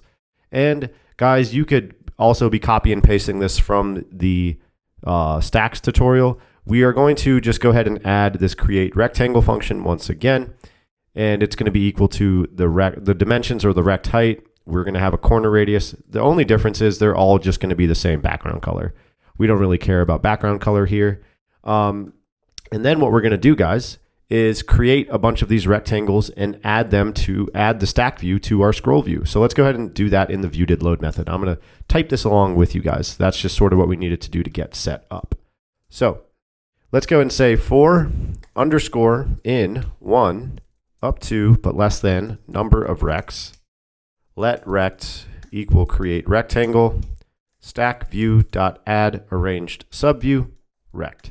So this is just going to create however many recs we have here. In this case, it's 20. And we could modify this property as we see fit. We could also modify the dimension, and it will adjust everything accordingly. And we're just going to create a rectangle and add it to our stack view. So next up, guys, let's go ahead and say we want to say view.add subview scroll view. And we're going to say scroll view.translates auto resize masking and constraints is false. And we are going to pin the scroll view to the edges of our screen. So we're going to pin it to the top, the left, the right, and the bottom. So basically, all we have to do that is say scroll view.topanchor.constraint equal to view.topanchor.isActive equals true. And we can literally just go ahead and copy and paste this 3 more times, guys. And we could say left anchor is equal to the view.left anchor, bottom view.bottom anchor, and then right view.right anchor. So that's essentially how you pin a view to the edges of your screen. Next up, guys, we are going to now add the stack view to our scroll view. So we're going to say scroll view.add subview, stack view, stack view.center x anchor dot constraint is equal to the scroll views center x anchor dot is active equals true. So guys, anything like a stack view, scroll view, whatever, it's all subclasses of UI view, and you always have access to this add subview function on whatever view you're creating. So I can add a subview on top of a stack view. I can add a subview to a UI view. I can add it to a button, a text field, whatever I want to do. All of them subclass the generic UI view class, and you have access to that function with any subclass of UI view and UI view itself, obviously. So now, guys, the next thing we have to do is set our scroll view content size. So we're going to say scroll view dot content size dot height is equal to our rect height times CG float number of rects. And we're going to add 64 pixels of padding. So this is the interesting part about scroll views in UIKit. Obviously with SwiftUI, it automatically figures out the content size for you. With scroll views in UIKit, most of the time you're going to have to figure out the content size yourself. So now, guys, let's just go ahead and get our preview up and running here. Scroll view tutorial view controller, and let's see how this looks. And that's pretty much it to create a scroll view. What we're going to do in the rest of this video is go over some of the scroll view delegate methods and how we can handle events that get triggered when certain actions are performed in the scroll view. Like, for example, when it starts scrolling, when it ends scrolling, we can scroll to certain positions in the scroll view, all of that stuff. And we're going to be following that delegate design pattern the same way we did with our text field in the previous video. So for whatever reason, guys, the preview does not want to load. It's not being nice to me right now. So what we're going to do is just run this as on the simulator. So let's go ahead and grab our scroll view tutorial view controller. We're going to go to our project directory, go to our scene delegate, and replace this root view controller with our scroll view guy. So now let's go ahead and let this run. And we should be able to see that we have this scrollable list of rectangles now, right? Which is really, really cool. So that's pretty straightforward, guys. The only, like I said, annoying part about scroll views in UIKit is setting the content size. If I comment this out and go ahead and run it, it's like, unfortunately, it just doesn't scroll, right? Because it doesn't know the content size height. So basically what we did here was we took the number of rectangles that we have and the height of each one, and then set that as the content size height, right? That makes sense. The number of components times the size of each component will give you how big the scroll view needs to be. And then we just add 64 pixels for some padding on the top and bottom. So that's going to wrap it up for scroll views, guys. What I want us to do next is, like I said, look at the scroll view delegate methods and look at some of the events associated with scroll views. And you guys are going to see how much more control we have over scrolling with a scroll view in UIKit than we do with SwiftUI. So let's go ahead and make an extension here, guys. And we're going to say scroll view tutorial view controller. We want to conform to this UI scroll view delegate protocol. And guys, if we go ahead and command click into this delegate, which is just another protocol, very similar to our text field delegate, the concept here is the same. We have a bunch of optional methods here, so we don't have to implement any one particular method, but we do have access to all of these methods that we can optionally implement. So this function will get triggered anytime the scroll view starts scrolling. And this function when the scroll view zooms, right? This guy will get called when the scroll view starts scrolling or did begin dragging. And then we have some other ones where it did end dragging, did begin decelerating, did end decelerating. So we can see here just how much more control we have over these scrolling events in UIKit than we do in SwiftUI. iOS 17 did give us some nice updates with scroll views, but overall, this delegate design pattern in general gives us more control over these events, right? So we're going to see that once we implement some of these methods. So guys, first off, let's go ahead and do scroll view did scroll. And we can just say print debug scroll offset, and we can say scroll view dot content offset. And you could look at the Y value, the X value, it doesn't matter. Let's just go ahead and run this. But before we do, once again, don't forget to set that delegate, guys. So we have to say what the delegate or the adopting thing is. We have to tell the scroll view where to send that event. So we're going to say scroll view, and you can do this anywhere, equals self. And guys, another interesting note about these delegates is if I am not conforming to this protocol, you guys are going to notice that an error shows up here, or it should at least, yeah. So it's saying we can't assign the value of type scroll view tutorial view controller to this delegate because we don't conform to this protocol. So we have to conform to the protocol in order to do this, and we have to do this so that the events can actually get triggered and sent to our adopting object, in this case our scroll view tutorial view controller. So let's go ahead and run this guy and see what happens when we start scrolling. So we automatically notice that we get some offset off the bat. And guys, as I scroll, you just notice like all of these print statements that are coming back, giving me the exact offset of the scroll view. So this is super powerful, right?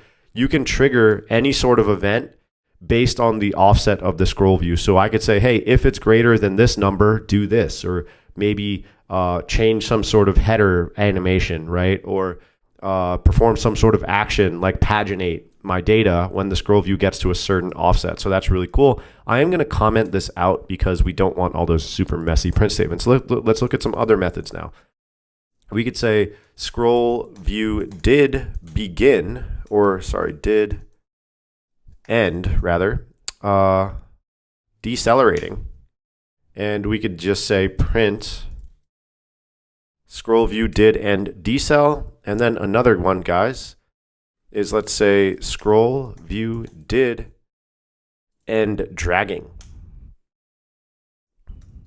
And we can just say print scroll view did end drag. So let's go ahead and take a look at when these events get triggered. And I think that's all we're going to do. You guys could explore some of the other methods and play around with them yourself. But check this out, guys. So let's say I do a nice big scroll. So you see that it did end the decel when it stops scrolling, right? Which is so cool, right? So once again, I'll talk about this did end drag in a little bit, but you can tell exactly when the scroll view ends its deceleration, which is so cool. It gives you so much control over what's happening. And the drag event, guys, is literally, you'll notice that as I'm dragging on my scroll view and I let go of the mouse, that's when this guy did end drag gets triggered, right? So I could say, hey, when the user literally like lifts their thumb up off the screen and stops the actual drag gesture, I can trigger an event there as well. So like I said, so much more control over what happens in our scroll view with all of these events in this delegate design pattern. It can be a real nightmare to work with that stuff in SwiftUI. Like I said, iOS 17 did introduce some nice updates to it, but we still don't get all of this like awesome functionality and control over what happens in the scroll view. So that's another benefit of the delegate design pattern there, guys. So that's going to wrap it up for this one. In the next video, guys, we are going to implement our own delegate design pattern with a custom view so that we can actually see how this stuff is working under the hood, so to speak. Like Apple is doing a lot of work for us and we just get to look at the events. I'm going to show you guys how to do this and create this sort of design pattern ourselves with some custom views. So get excited for that, guys. We will see you there. Peace. What's going on, guys? Welcome back. In this video, we are going to be covering the delegate design pattern, and we're going to be coming up with our own custom piece of functionality to showcase how protocols and delegates work under the hood. So we just did a couple examples of that with some native UIKit components like scroll views and text fields. So if you guys remember, this is what I'm talking about. We adopted this UI scroll view delegate protocol, and we were magically able to get access to some of these events and perform some sort of action when these events get triggered. So like I said before, a lot of this is happening under the hood with Apple's native UI scroll view delegate.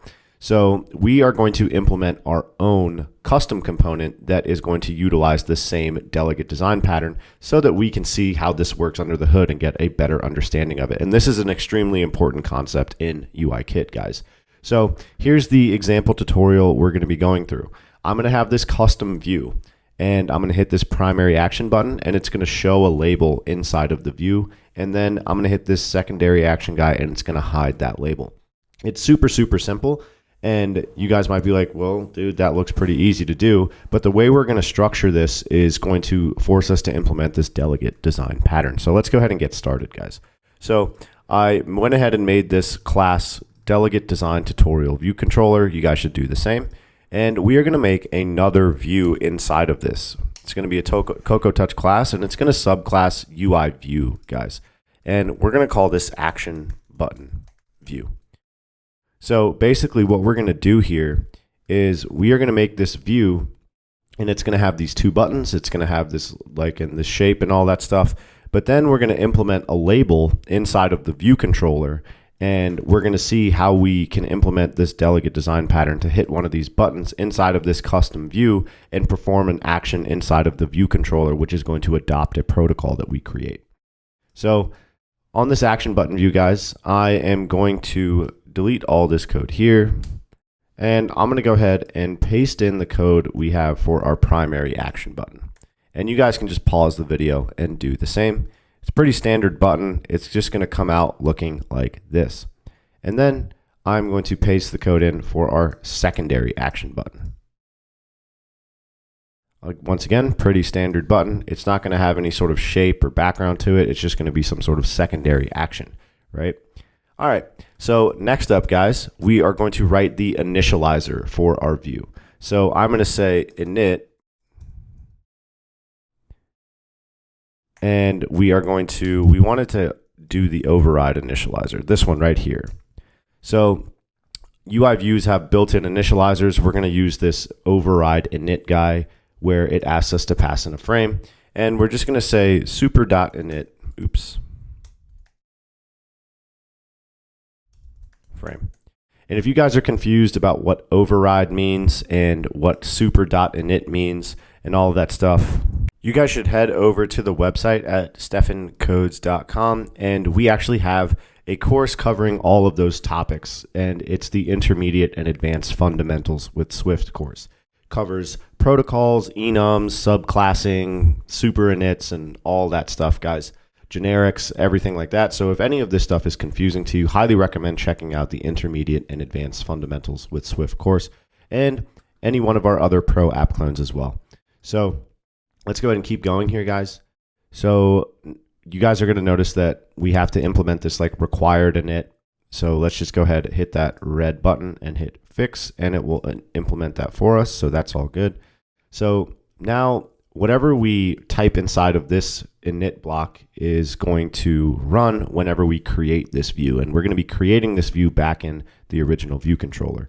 So we're going to do a couple things here, guys. We need to add these two components to this view, right? So we're going to do that in the init method. So I'm going to, once again, just copy and paste that code. And you guys can pause the video and type it out. It is pretty straightforward, right? We are going to add our primary action button. We're going to set the width and height of it. We are going to center it on the X and Y axes. And then we're going to add the secondary action button. We're going to anchor it below the primary action button. And then we are going to center that on the X anchor as well. And we will end up with something looking like this. So something that's important to note here, guys, is because we are within a UI view class, you guys are going to notice we just have to say add subview. And that's because this is a method that already exists on UI view. So on a view controller, you have to say view.addSubview, right? But here we are already on a view, so we just get direct access to that function. And you'll notice that we don't have to say view.centerXanchor. We can just say centerXanchor once again because we are already on a view class. So that's important to understand there. And next up, guys, we are going to set the background color of this view to white, or rather system background. And once again, you don't have to say view.background color because we are already on a view class. So that's looking really, really good. Next up, guys, we need to add targets to our buttons. So let's go ahead and do that. So I'm going to go ahead and just create two functions down below here that are going to be our action handlers, Objective-C, func handle primary tap, and Objective-C func handle secondary tap. And then we're going to go ahead and add these targets to our buttons. So I'm going to say primary action button dot add target, and the target is going to be this guy here. Our selector is going to be handle primary tap, and the control event is going to be touch up inside. And we can copy and paste this and do secondary action button and handle secondary tap. Okay. Now guys, let's just go ahead and add some print statements. We're going to say print debug primary button tapped in view. And let's copy this. Go ahead here and we can say secondary button tapped in view. Cool. All right. So let's go ahead and now, well, let's see. Oh yeah, we need to delete those parentheses. What I want us to do now, guys, is go ahead and create this action button view inside of our view controller and add it to our view controller. So basically what we just did was we created a custom sub view, right? So now we're going to go back and add it to the main guy. So let's see. We can just go here and we can just say private var action button view equals our action button view, right? We get access to it right there. It's our custom component. And we're going to also create a label, guys. And let's pause for a second and go over what's happening here. So this text label is going to be what we see right here. So this label is going to be part of the view controller, not the custom view. So that's just a quick important note there. And we'll come back to this label in a little bit. What I want us to do is just go ahead and add this action button view to our view controller. And this is how we're going to do that. So we're going to say view.addSubView action button view. We're going to give it a shadow color. We are going to make sure we say translates auto resizing mask into constraints as false. Width and height of 300. Center X, center Y. Pretty straightforward, right? And guys, let's just go ahead and give our view controller here like a system grouped background color so this white background stands out. So we can say view.background color equals .system grouped background. Perfect. Let's go ahead and set this up as our root view controller. So just go and copy and paste, or copy this, go to scene delegate and paste that in right there. And it's as simple as that. Let's go ahead and run this bad boy. And we should see our action button view showing up beautifully. Cool. All right, so it doesn't look as clean. We can go and add a corner radius to that.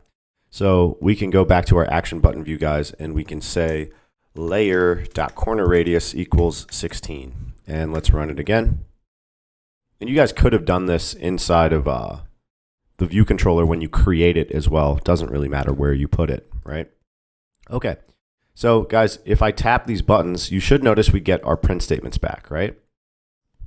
Primary button tapped in view, secondary button tapped in view. So that's all looking good. So you guys might be wondering where exactly this is going and what the complicated part is going to be. And we're about to see that right now. So let's go ahead and come back to this text label, right? So let me go back to my other application. So we're going to add this text label onto the view controller. And when I hit one of these buttons, I want to show or hide that label, right? So let's go ahead and do that really quickly. So I'm just going to go here. View.addSubView text label. Translates into blah, blah, blah as false. Center X. Place it below the action button view. And then, guys, we are just going to say text label.text equals primary action button tapped, something like that, right? Let's go ahead and run our code again. And we are going to see that label showing up. Okay, so this is all looking good, right? So now here's the problem, guys. Here's what this has all been leading up to.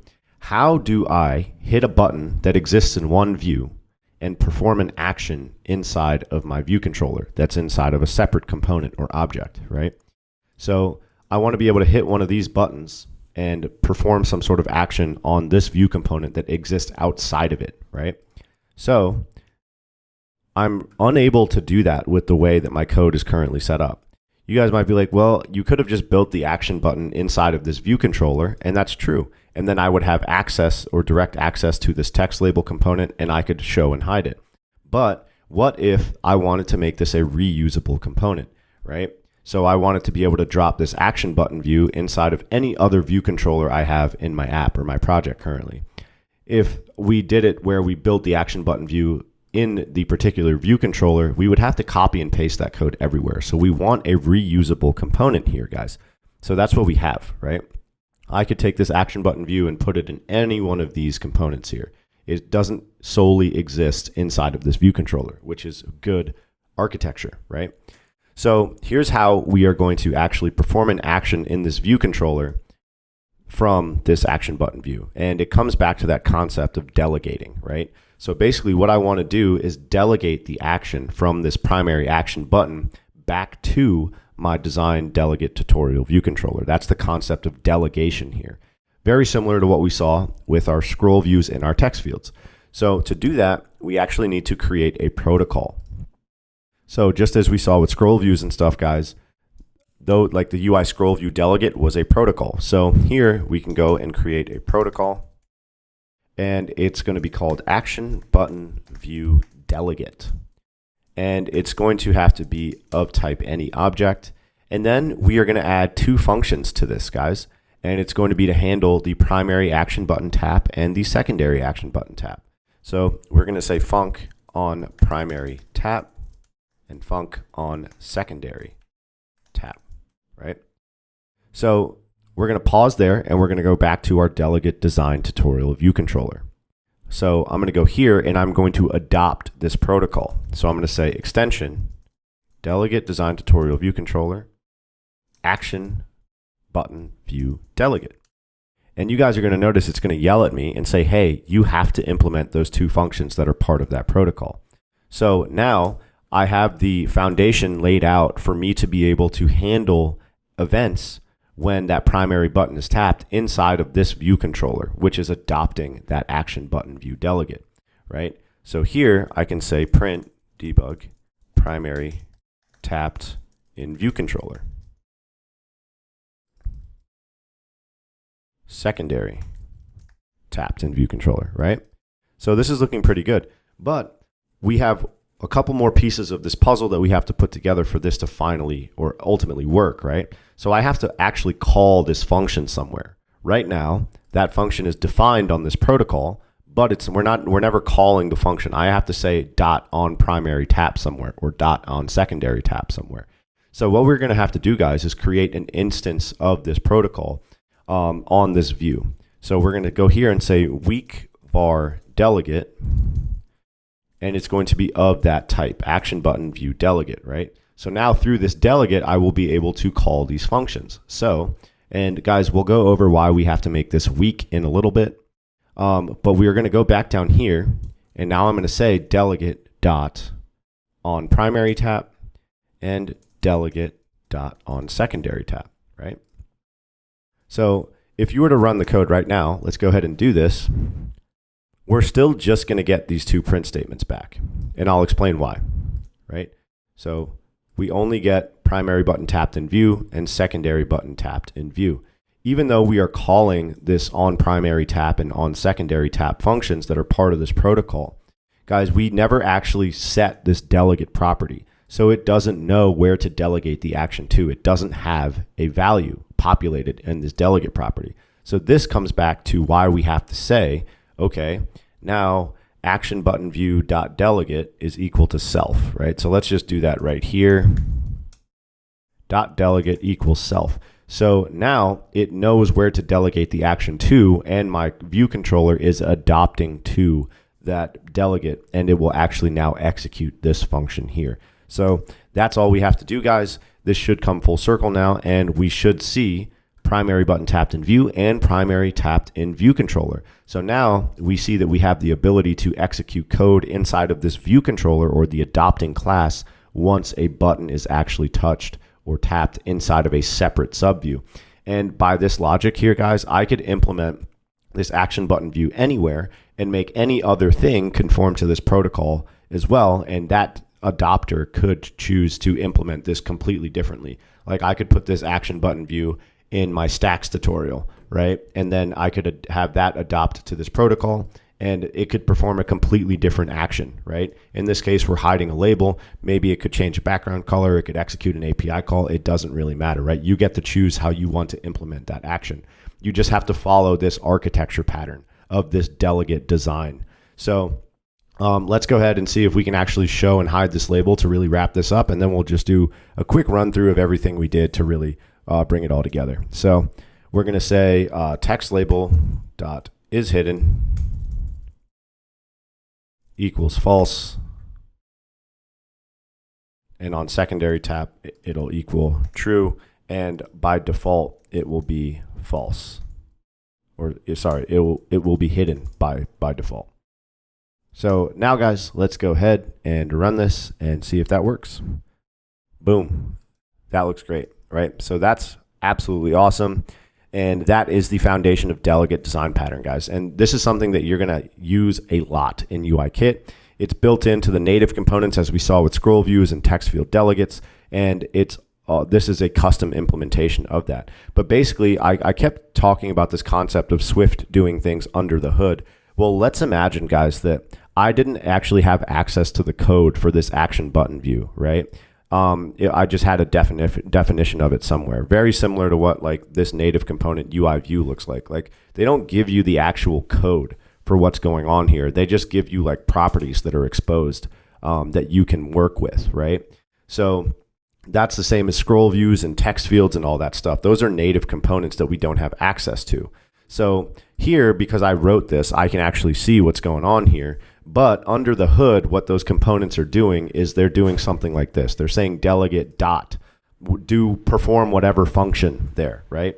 So that's what the scroll view, or sorry, the text field is doing when it is saying text field should return. Underneath the hood somewhere with Apple's code, when you hit that return button, they call delegate dot text field should return, and then it executes this code inside of the adopting class. So that's super, super important to understand. We are going to get more practice with this as we go, guys.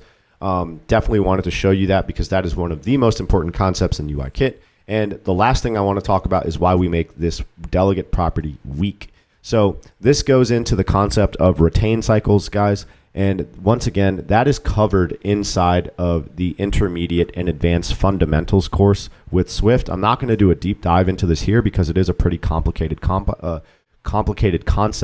So basically what you have to do is make this property weak so that you don't end up with a retain cycle, right? You don't want your action button view to have a strong reference back to the view controller and the view controller to have a strong reference to the action button view. So right now, this is the view controller has a strong reference to the action button view. Like we own this action button view here. But then when we say action button view.delegate equals self refers to this view controller, and we don't want that to be a strong reference. So we make that weak and optional so that we can avoid retain cycles there. So that's going to wrap it up for this video, guys. Hope you guys enjoyed that one. In the next one, we are going to be moving on to something really, really fun with table views. That's another really, really important UIKit component. So get excited for that. We'll see you there. Peace. And that is actually going to wrap it up for this free YouTube version of the course, guys. If you want to continue learning, just head over to the website at stephancodes.com. The link is in the description. In the courses section, you can go and find the completed pro version of this course where we cover more advanced topics, and we actually build this final project out, which is this awesome cryptocurrency app that you see here in front of you using UIKit from scratch.